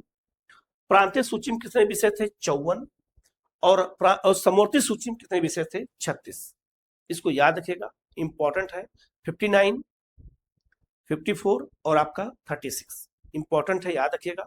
इस सूची का प्रावधान और शक्तियों का विभाजन, शक्तियों के कार्य के आधार पर शक्तियों का विभाजन 1935 के अधिनियम के द्वारा कर दिया गया, ये भी याद रखना। और यही प्रावधान हमारे संविधान में आज भी लागू है, ये 1935 के अधिनियम से ही लिया गया है, याद रखिएगा। ठीक है, आगे बढ़ते हैं। तीसरा प्रावधान था केंद्रीय कार्यपालिका में द्वैध शासन और गवर्नर जनरल। जो 1935 का अधिनियम था उसमें अगर कहा जाए तो केंद्र में द्वैध शासन व्यवस्था को लागू किया गया और प्रांतों के द्वैध शासन व्यवस्था को समाप्त कर दिया गया। तो प्रांतों में द्वैध शासन व्यवस्था को 1919 के अधिनियम द्वारा दिया गया था, जिसको समाप्त कर दिया गया और केंद्र में द्वैध शासन व्यवस्था को लागू कर दिया गया। तो केंद्र में द्वैध शासन व्यवस्था क्या था? एक था सुरक्षित विषय रिजर्व, एक था हस्तांतरित विषय। विषयों को दो भागों में बांटा गया और आरक्षित विषय गवर्नर जनरल के पास रहेंगे, जैसे रक्षा, बजट, और इसके अलावा आपका जो है राजस्व विभाग, ये सब केंद्र सरकार के पास रहेंगे, संघीय सुरक्षित रहेंगे। और हस्तांतरित विषय भारतीयों को दे दिए जाएंगे काम करने के लिए, जैसे सिंचाई, पुलिस, जैसे क्या कहते हैं एग्रीकल्चर, ये क्या हो गया? ट्रांसफर्ड सब्जेक्ट हो गई। 1919 के प्रांतीय द्वैध शासन को अब केंद्र में लागू कर दिया गया, अर्थात इस 1935 के अधिनियम के द्वारा प्रांतों में द्वैध शासन को समाप्त कर दिया गया। जो 1919 के नियम के तहत लागू किया गया था प्रांतों में, उसे समाप्त कर दिया गया और केंद्र में द्वैध शासन व्यवस्था लागू कर दिया गया। और केंद्र का द्वैध शासन व्यवस्था यही थी कि विषय को दो भागों में बांटा गया, सुरक्षित विषय और हस्तांतरित विषय। इसी को द्वैध शासन प्रांत केंद्र में कहा जाता है। गवर्नर जनरल की सर्वोच्चता क्या थी? आपातकालीन शक्तियां दे दी गई गवर्नर जनरल के पास। संरक्षण और आरक्षण विशेष शक्तियों में से युक्त आपातकालीन स्थिति में संपूर्ण शासन की बागडोर अपने हाथों में लेने का अधिकार गवर्नर जनरल को दे दिया गया, जो राष्ट्रपति के पास होता है। प्रतिनिधित्व, संघीय विधानमंडल में ब्रिटेन के सम्राट का प्रतिनिधित्व गवर्नर जनरल ही करता है, ये भी याद रखिएगा। ये भी कह दिया गया कि सम्राट की ओर से गवर्नर जनरल ही नेतृत्व करता है, ये भी प्रावधान इस तरह से वीटो दे दिया गया, किसको? गवर्नर जनरल को।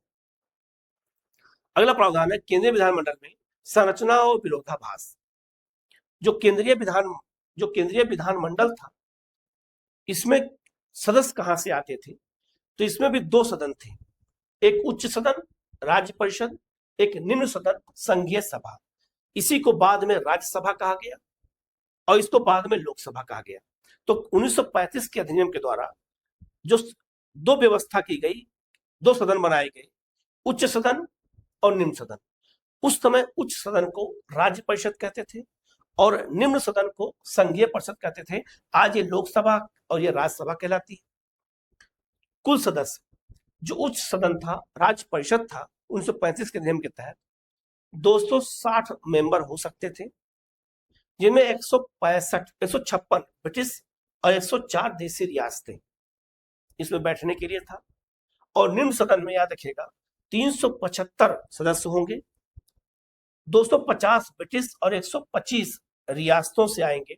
तो देसी रियासतों से उच्च सदन में और निम्न सदन दोनों में प्रावधान किया गया और यहाँ सदस्यों की संख्या 260 और यहाँ 375 थी, याद रखना। कार्यकाल क्या था? अस्थायी सदन, यह अस्थायी सदन था। सदस्यों का 9 वर्ष में 1/3 प्रति 2 वर्ष में सेवानिवृत्त होते थे। तो याद रखना, 1/3 कहा जाए तो 3 वर्ष में सेवानिवृत्त होते थे, आज 2 होते हैं। और सदस्यों का कार्यकाल 9 वर्ष का था, आज 6 वर्ष का है। और इनका 5 वर्ष का होता था, आज भी है। निर्वाचन विधि, इनका प्रत्यक्ष निर्वाचन था और इनका अप्रत्यक्ष निर्वाचन था, आज इसका उल्टा है। आज क्या है? उच्च सदन अर्थात राज्यसभा का चुनाव अप्रत्यक्ष होता है और लोकसभा का प्रत्यक्ष होता है, उस समय इसका प्रत्यक्ष होता था और इसका अप्रत्यक्ष होता था। ये बात याद रखिएगा, अगर क्वेश्चन आ जाए तो बुखार चढ़ जाएगा और लोग गलत कर देंगे, ठीक है, गलती मत करिएगा आप लोग, रिक्वेस्ट है आप लोगों से। दूसरा, साधारणतः कहा जाए प्रत्यक्ष और अप्रत्यक्ष, तो साधारणतः निम्न सदन का निर्वाचन प्रत्यक्ष विधि से होता है, किंतु इस अधिनियम में एक अनोखा विरोधाभास था। निम्न सदन का चुनाव प्रांतीय विधायिका द्वारा अप्रत्यक्ष रूप से होता था, ये बात याद रखिएगा। इसका अप्रत्यक्ष होता था और केंद्रीय, ये जो राज्य के प्रांत की विधानसभा होती थी, ये इनको चुनती थी, संघीय सभा को। आज यही राज्य की जो विधानसभा है, आज राज्यसभा के सदस्य चुनते हैं।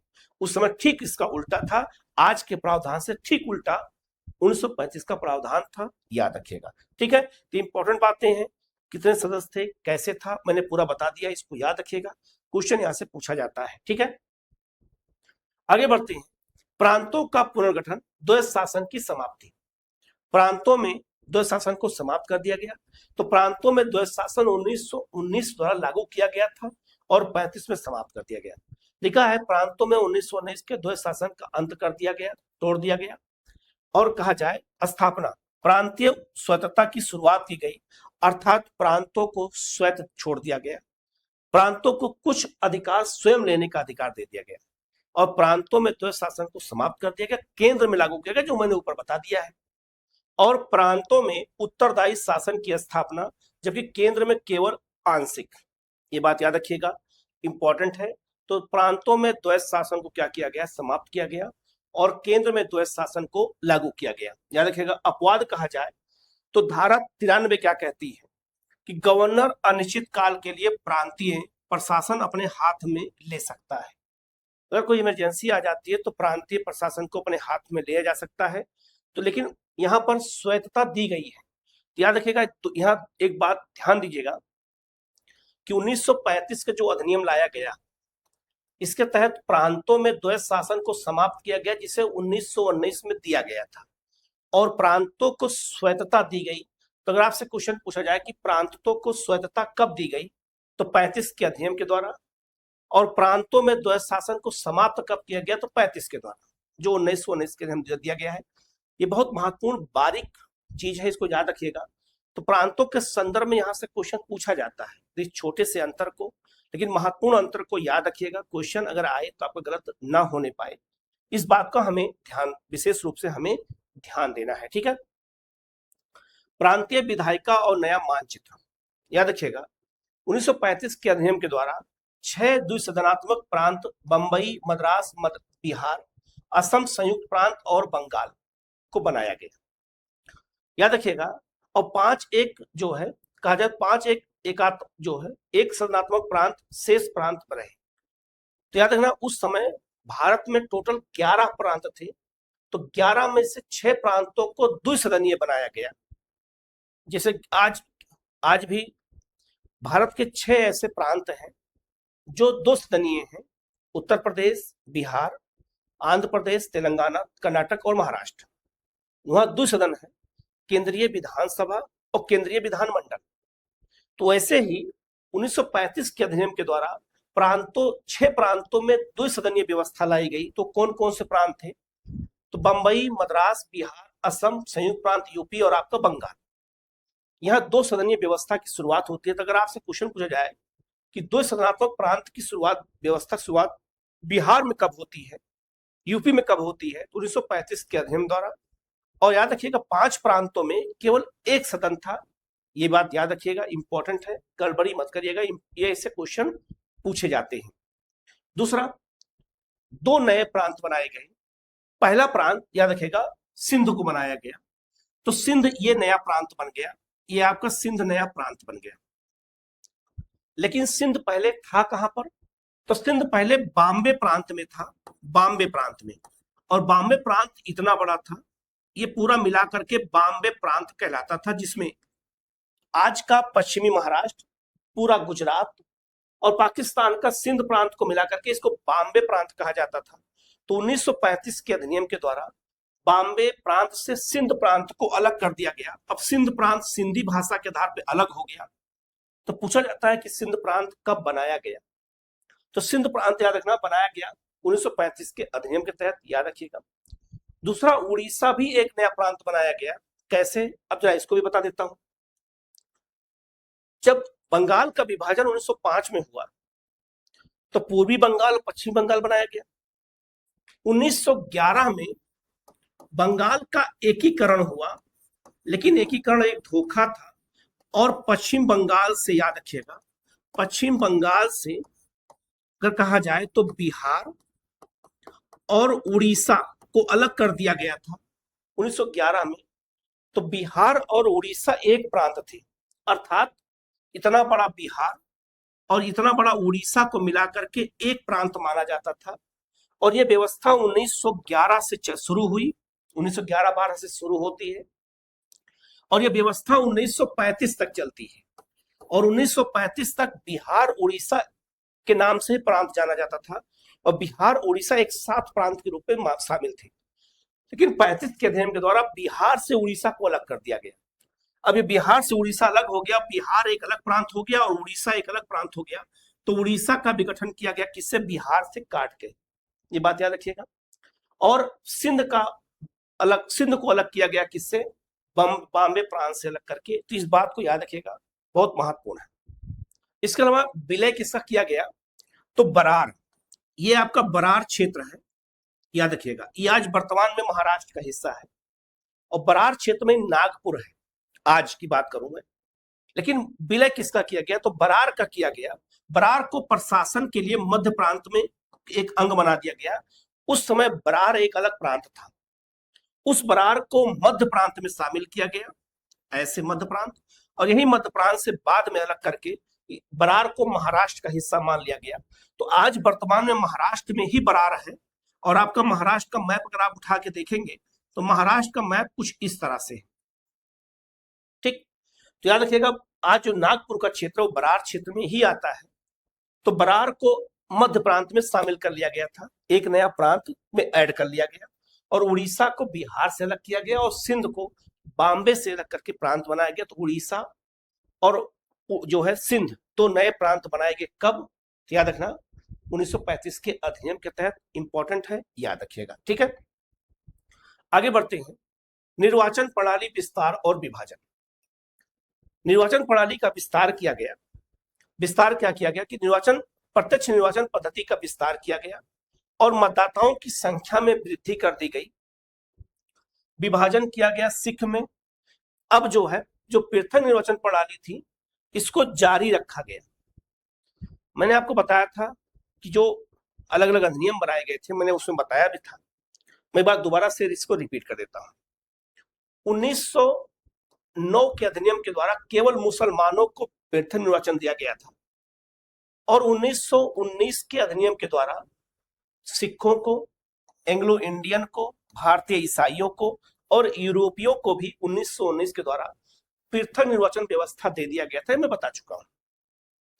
लेकिन 1935 का अधिनियम आया तो ये पृथक निर्वाचन व्यवस्था सबके ऊपर कायम रही, लिया नहीं गया बल्कि विस्तार ही किया गया। और पृथक निर्वाचन व्यवस्था के तहत दलितों को भी शामिल करने का प्रावधान था, जिसको बाद में सांप्रदायिक पंचायत में शामिल किया गया और पुनः समझौता में उसको कैंसिल कर दिया गया था, जो मैंने बताया था आप लोगों को, ठीक है। तो ये बात याद रखिएगा। तो 1935 के नियम के द्वारा पृथक निर्वाचन प्रणाली जारी रही और इन लोगों को पृथक निर्वाचन दिया गया और विस्तार किया गया, मतदाताओं की संख्या बढ़ा दी गई। पहली बार अनुसूचित जाति, शेड्यूल कास्ट शब्द का प्रयोग किया गया। पहली बार अनुसूचित जाति का प्रयोग 1935 के अधिनियम में ही किया गया था और हरिजनों, दलित वर्ग को भी पहली बार पृथक सांप्रदायिक निर्वाचन के आधार पर प्रतिनिधित्व दिया गया। ये बात याद रखिएगा, ये भी इंपॉर्टेंट है, गलती मत करिएगा, इसको समझना जरूरी है। आगे बढ़ते हैं। राज्य के नए स्तंभ, संस्थागत निर्माण क्या किया गया? तो 1935 के द्वारा कई संस्थाओं का निर्माण किया गया, जिसमें वो संस्था आज भी है, जैसे संघीय न्यायालय। संघीय न्यायालय को फेडरल कोर्ट कहा जाता था। इसकी स्थापना 1 अक्टूबर 1937 को की गई। 1935 के अधिनियम के तहत एक संघीय न्यायालय बनाया गया और कब बनाया गया? 1937 में बनाया गया, दिल्ली में बनाया गया। प्रथम मुख्य न्यायाधीश 1935 के अधिनियम के तहत जो न्यायालय बनाया गया 37 में, उसके पहले न्यायाधीश कौन थे? तो सर मॉरिस ग्वायर और 6 अन्य न्यायाधीश थे, और अंतिम अपील लंदन की प्रिवी काउंसिल में ही हो सकती थी। ये बात याद रखिएगा।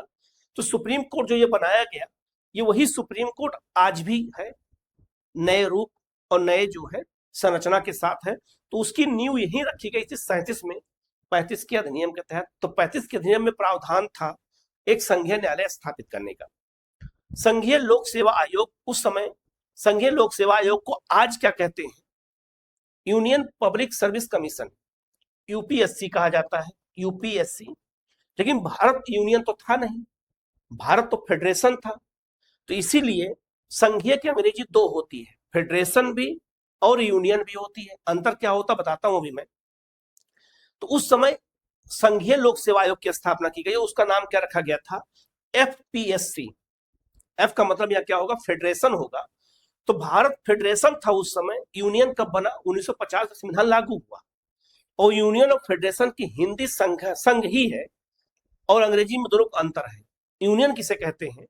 जब कई राज्य मिल करके एक संघ का निर्माण करें और राज्यों को अलग होने का अधिकार ना हो, उसे यूनियन कहा जाता है। जैसे भारत देश आज यूनियन है, भारत कई राज्यों को मिलाकर के संघ बना है, हमारे आर्टिकल 1 में कहा गया है।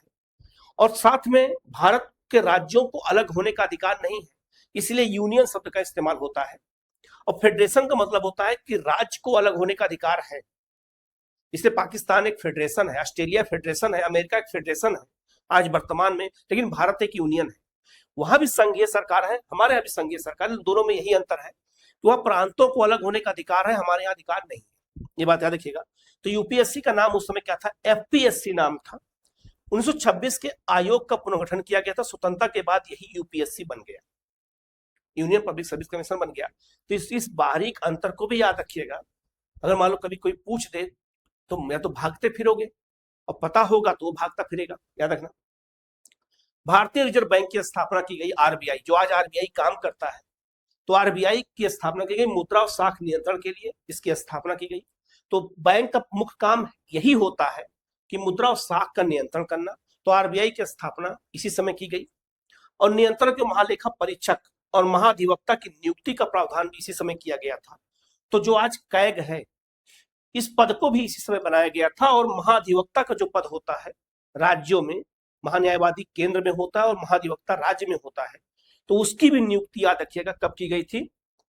याद रखना, जो है 1935 के अधिनियम तहत। तो ये जितनी भी संस्थाएं आज काम कर रही हैं, इन संस्थाओं की नींव 1935 के अधिनियम में रखा गया था। आज इनको हम नए रूप में, नए तरीके से देखते, लेकिन नींव वही रखी गई थी। तो याद रखिएगा 1935 का अधिनियम कितना इंपॉर्टेंट है, इसको हमें जानना जरूरी है। अविश्वास का प्रतीक, भारतीय नेताओं की तीखी आलोचना। जब 1935 का अधिनियम लाया गया तो उसकी व्यापक आलोचना हुई, और किसने क्या कहा है आपसे क्वेश्चन पूछा जाता है। तो ध्यान दीजिएगा, जवाहरलाल नेहरू ने कहा था कि यह अनेक ब्रेकों वाली इंजन रहित गाड़ी के समान है, या दास्ता का जो है आज्ञा पत्र है। 2 लाइन कहा था इन्होंने, 2 तरीके से आलोचना किया। इन्होंने कहा कि 1935 का अधिनियम एक ऐसी गाड़ी हमको दे दिया गया है जिसमें इंजन नहीं है लेकिन ब्रेक बहुत ज्यादा है। बात समझ में? इंजन नहीं है लेकिन ब्रेक बहुत ज्यादा है। ये 1935 के अधिनियम की इन्होंने तीखी आलोचना किया, और इसे दास्ता का आज्ञा पत्र बताया कि दास बनाने का एक जो है आज्ञा पत्र है, कोई ये अधिनियम नहीं है। सिराज गोपालाचारी ने नया संविधान द्वैध शासन से भी बुरा है, ये कहकर के आलोचना किया। जो द्वैध शासन जो बंगाल में लागू था और जो प्रांतों में लागू था, ये उससे भी बुरा है 1935 का नियम, ये सिराज गोपालाचारी ने कहा। मोहम्मद अली जिन्ना ने इसे पूर्ण रूप से सड़ी हुई, मौलिक रूप से खराब और पूर्णतया अस्वीकृत योग्य कहा। तो 1935 के नियम को सड़ा हुआ और मौलिक रूप से खराब किसने कहा था? मोहम्मद अली जिन्ना ने कहा था। ब्रिस्टल चर्चिल ने क्या कहा कि गवर्नर जनरल अथवा वायसराय को हिटलर अथवा मुसोलिनी के समस्त अधिकार प्राप्त थे। अब यहाँ एक चीज समझ में नहीं आता है, कई बच्चों को समझ नहीं आ सकता है कि चर्चिल अंग्रेज होकर के और ब्रिटिश प्राइम मिनिस्टर था द्वितीय विश्व युद्ध के समय, तो ये 1935 का अधिनियम का बुराई क्यों कर रहा है और उसकी तुलना हिटलर मुसोलिनी के समस्त अधिकार से प्राप्त है ऐसा बता रहा है। क्यों? क्योंकि विपक्ष के नेता थे। अब विपक्ष का नेता कोई भी चीज होगा हमेशा बुरा ही बोलेगा, नहीं बोलेगा तो विपक्ष किस बात का। ये विपक्ष के नेता थे इसलिए ऐसा बोले। और क्लेमेंट एटली ने क्या कहा, इसे अविश्वास का प्रतीक माना, क्योंकि ये भी विपक्ष में बैठे थे और ये भी विपक्ष में बैठे थे, तो इन्होंने भी इसे क्या कहा, अविश्वास का प्रतीक कहा। तो क्या है, चर्चिल और क्लेमेंट एटली बाद में प्राइम मिनिस्टर बनते हैं। तो द्वितीय विश्व युद्ध के समय प्राइम मिनिस्टर ये थे और देश जब आजाद हुआ तो प्राइम मिनिस्टर ये थे। तो इन दोनों लोगों को याद रखना, ये भी क्वेश्चन पूछा जाता है। नेहरू, श्री राजगोपालाचारी और जिन्ना ने क्या कहा है, ये भी याद रखना। 1935 अधिनियम के लिए क्वेश्चन बनता है, आता है, गलती मत करिएगा। अगर कहा जाए 1950 के स्वतंत्रता संविधान का आधार अगर कहा जाए तो आलोचनाओं के बावजूद 26 जनवरी 1950 तक स्वतंत्र भारत का शासन कुछ परिवर्तनों के साथ इसी अधिनियम के द्वारा चलता रहा। तो 26 जनवरी को संविधान लागू हुआ और 25 जनवरी के रात 12 बजे तक 1935 अधिनियम के तहत ही शासन चलता रहा। और इतनी बुराइयों के होने के बावजूद भी 1935 के अधिनियम की 70% चीजें संविधान में हूबहू ले ली गई। तो बुराई किस बात का, इस बात को भी हमें समझना होगा। आगे बढ़ते हैं। 1935 का ब्लूप्रिंट कहा जाए तो संघीय ढांचा था, शक्तियों की 3 सूचियां थी, अनुदेश पत्र था, फेडरल या फिर आपका क्या एफपीएससी फेडरल कोर्ट की स्थापना की गई, संघीय न्यायालय जो मैंने बताया। 1950 में जब संविधान लागू हुआ हमारा, तो राज्यों का संघ बन गया भारत। यहाँ क्या है, यहाँ संघीय ढांचा था, फेडरल स्ट्रक्चर था, और यहाँ क्या बन गया, यूनियन ऑफ स्टेट बन गया। भारत क्या बन गया, यूनियन, राज्यों का संघ बन गया। ये अंतर समझ में आ गया फेडरेशन और यूनियन में। दूसरा, 7वीं अनुसूची केंद्र राज्य संबंध बनाया गया। यहाँ क्या था, शक्तियों की 3 सूचियां थी, यहाँ केंद्र राज्य संबंध के अंतर्गत किया गया। एक सूची बना दी गई, 7वीं सूची। नीति निर्देशक तत्व लाए गए और यहाँ क्या था, अनुदेश पत्र था। यहाँ UPSC supreme court of India की स्थापना की गई, वहां पर एफसीएससी या पीएससी और आपका फेडरल कोर्ट था। तो रूप बदल गया है, ये बात याद रखिएगा। बस ढांचा वही था जो मैंने आपको शुरू में बताया, ढांचा वही था, उसका परिवर्तन के साथ ये काम किया गया। ठीक है, आगे बढ़ते हैं। एक औपनिवेशिक तंत्र से एक लोकतांत्रिक गणराज्य तक 1935 का भारत शासन अधिनियम भले ही साम्राज्यवादी नियंत्रण को बनाए रखने के लिए रचा गया था, लेकिन इसने उस मजबूत प्रशासनिक और संस्थागत ढांचे, प्रशासनिक स्वतंत्रता, शक्तियों का विभाजन और संसदीय व्यवस्था का निर्माण किया, जिसने भारत के संस्थापकों को दुनिया का सबसे बड़ा लिखित संविधान गढ़ने की आधारशिला प्रदान की। प्रभाव 14 अगस्त 1947 को तक पूर्ण रूप से लागू संविधान का मुख्य आधार था, ये बात याद रखिएगा। तो जब हमारा देश आजाद हुआ तो 1935 के अधिनियम के तहत ही शासन चलाया गया और ये उसी का आधार था। इसी आधार के तहत जो है हमारी प्रशासनिक व्यवस्था आज भी किसी किसी रूप में रन कर रही है। तो इसको भी हमें डिनाई नहीं करना, इस चीज को हमें समझना है, जानना है। तो आज के वीडियो में हमने जो है आपको पूरा गोलमेज सम्मेलन क्या था ये मैंने बता दिया था, और आज 1935 के अधिनियम में क्या क्या किया गया है इसको मैंने बता दिया है। इसको ध्यान दीजिएगा, कहीं कोई डाउट होता है तो आप पूछ लीजिएगा, उसका जवाब आपको दिया जाएगा। तो आज हम लोग यहीं तक करते हैं, मिलते हैं हम लोग एक नई क्लास के साथ। Okay, thank you. आगे बढ़ते हैं। 1947 का द माउंटबेटन प्लान। 1947 में जब देश हमारा आजाद हुआ तो मैं बार मैंने बताया कि अगर पूछा जाए कि किस योजना के तहत भारत आजाद हुआ था, तो माउंटबेटन योजना, और माउंटबेटन योजना को 3 जून योजना कहते हैं। और किस अधिनियम द्वारा, तो भारतीय स्वतंत्रता अधिनियम 1947 द्वारा आधार माउंटबेटन की 3 जून योजना आधार बनी 1947 के अधिनियम की। विधेयक पेश किया गया 4 जुलाई 1947 को। शाही स्वीकृति मतलब सम्राट का हस्ताक्षर कब हुआ, 18 जुलाई 1947 को। इसे लागू 15 अगस्त 1947 को कर दिया गया। तो 15 अगस्त 1947 को 1947 का अधिनियम लागू किया गया और ब्रिटिश शासन की आधिकारिक समाप्ति हो गई और सत्ता का पूर्ण हस्तांतरण हो गया। यह एक नए संवैधानिक युग की शुरुआत थी। तो याद रखना, 1947 के अधिनियम के तहत ही भारत को आजादी मिली है। अगर अधिनियम पूछा जाएगा तो 47 अधिनियम, और योजना पूछा जाएगा तो माउंटबेटन योजना, इसी को 3 जून योजना कहते हैं। तो इसी योजना के तहत देश का विभाजन भी हुआ है और देश को आजादी मिली है। लेकिन अगर अधिनियम पूछा जाएगा तो 1947 के अधिनियम के तहत भारत को आजादी मिली है, याद रखिएगा। तो भारत के शासन का अंत पूछा जाएगा कि ब्रिटिश शासन का अंत किस अधिनियम से हुआ, तो 1947 के अधिनियम से हुआ है, याद रखिएगा। क्वेश्चन पूछा जाता है। ठीक है, आगे बढ़ते हैं। 1947 दो संप्रभु डोमिनियन और ताज की वापसी। याद रखिएगा, अगर कहा जाए तो डोमिनियन स्टेट दो बनाए गए, भारत और पाकिस्तान नामक दो स्वतंत्र और संप्रभु राष्ट्रों का निर्माण हुआ।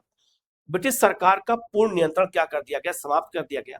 15 अगस्त 1947 को भारत विभाजित भी हुआ और आजाद भी हुआ। वायसराय पद समाप्त कर दिया गया, वायसराय का पद समाप्त कर दिया गया। दोनों देशों के लिए अलग अलग गवर्नर जनरल का प्रावधान था। तो पाकिस्तान का गवर्नर जनरल किसको बनाया गया, जिन्ना को, और भारत का गवर्नर जनरल किसको बनाया गया, लॉर्ड माउंटबेटन को। ठीक है,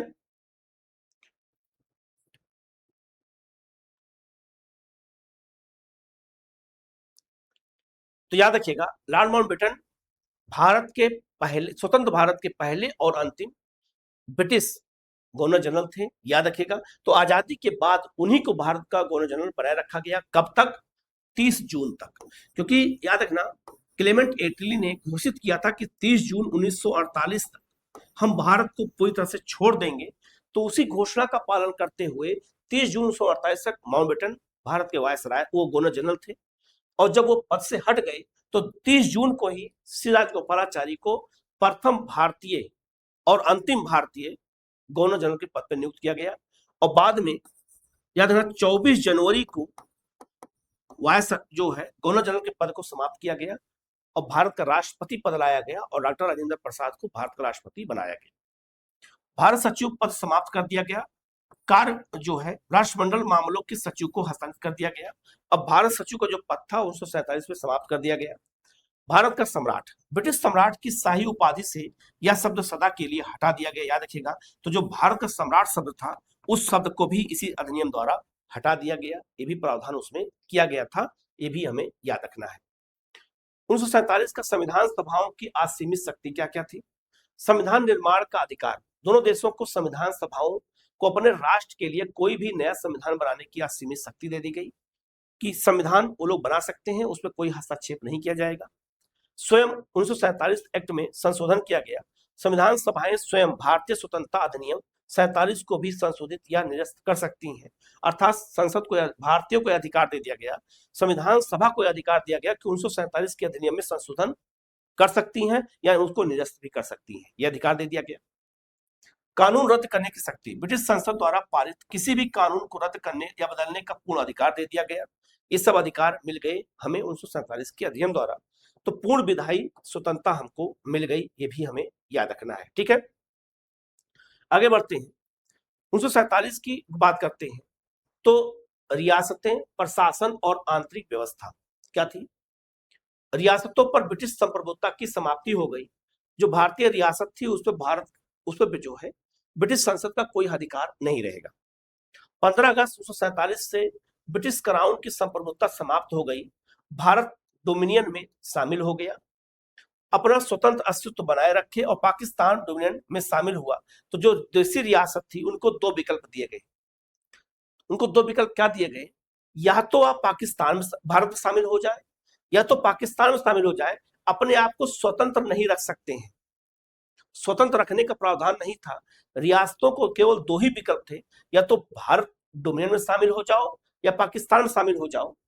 तो ये भी था कि जो भारतीय क्षेत्र में है भारत में शामिल होंगे, जो पाकिस्तान क्षेत्र में पाकिस्तान में शामिल होंगे। इसी को लेकर के बाद में रियासतों को एक एक करने के लिए वल्लभ भाई पटेल के नेतृत्व में एक जो है रियासत विभाग बनाया गया था। अंतरिम प्रशासन और सिविल सेवा। प्रशासन, जब तक नया संविधान लागू नहीं होता है, प्रशासन भारतीय सरकार अधिनियम 1935 के तहत ही चलाया जाएगा, मैंने बताया था। तो जब तक नया संविधान ना बन जाए तब तक 1935 के अधिनियम के तहत ही प्रशासन चलाया जाएगा, ये प्रावधान किया गया, याद रखिएगा। और सिविल सेवक, 15 अगस्त 1947 से पूर्व नियुक्त सिविल सेवकों को सेवाएं और उनके सभी पूर्व लाभ सुरक्षित रहेंगे। तो 1947 से पहले जो सिविल सेवा में भर्ती हैं, जो पाकिस्तान क्षेत्र में वो पाकिस्तान में काम करेंगे, जो भारत क्षेत्र में भारत में काम करेंगे। उसके बाद जो नियुक्ति होगी वो भारत सरकार अलग करेगी, पाकिस्तान सरकार अलग करेगी, ये प्रावधान इसमें किया गया था। ठीक है, ऐतिहासिक संशोधन, संवैधानिक विकास का तुलनात्मक अगर हम बात करें तो 1909 का मालेमेंटो, 1919 का मॉन्टेग्यू चेम्स सुधार और 1947 का स्वतंत्रता अधिनियम क्या था। केंद्रीय विधायिका एक सदनीय विस्तारित किंतु बहुमत का दिखावा था।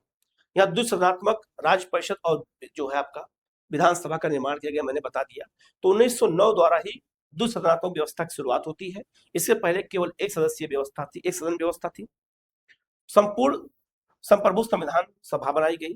प्रांतीय शासन परिषदों का विस्तार, सीमित अधिकार दिया गया था 9 में। 19 में द्वैध शासन लागू किया गया, हस्तांतरित और आपका आरक्षित विषय।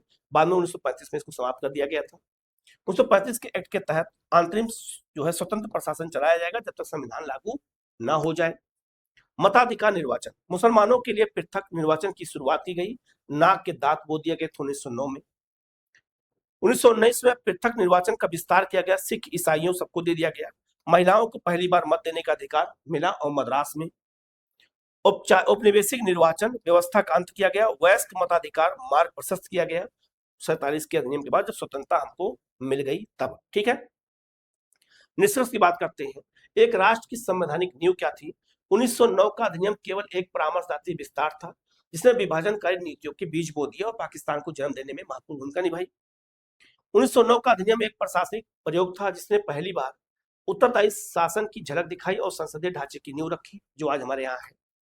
1947 का अधिनियम एक संप्रभु विच्छेद था, जिसने औपनिवेशिक बेड़ियों को तोड़ करके भारत को अपनी नियति स्वयं तय करने का अधिकार दे दिया गया, ये भी याद रखना। तो इन 40 वर्षों के संवैधानिक संशोधनों, संघर्षों और प्रयोगों ने आधुनिक भारतीय गणराज्य के भव्य संविधान का मार्ग प्रशस्त किया, इसको हमें याद रखना है। तो 1909 का अधिनियम, 1935 का अधिनियम, 1919 का अधिनियम, 1947 का अधिनियम में जो जो प्रावधान किए गए थे मैं सब बता दिया है। कहीं कोई डाउट होगा तो आप पूछ लीजिएगा, उसका जवाब आप दिया जाएगा। तो ताज के अधीन कौन कौन से अधिनियम थे आए थे, ये मैंने बता दिया आज की क्लास में। इससे पहली क्लास में मैंने कंपनी के अधीन कौन कौन से चार्टर एक्ट आए थे बता दिया है, तो एक साथ एक कर दिया, एक साथ को अलग कर दिया। तो ताज के अधीन एक अलग क्लास रहेगी और कंपनी के अधीन चार्टर एक्ट अलग अलग क्लास रहेगी, तो आपको समझने में आसानी होगी, याद करने में आसानी होगी। कहीं कोई डाउट हो तो आप जरूर पूछिएगा, उसका जवाब आपको दिया जाएगा। आज हम लोग यहीं तक करते हैं, मिलते हैं हम लोग एक नई क्लास के साथ। Okay, thank you.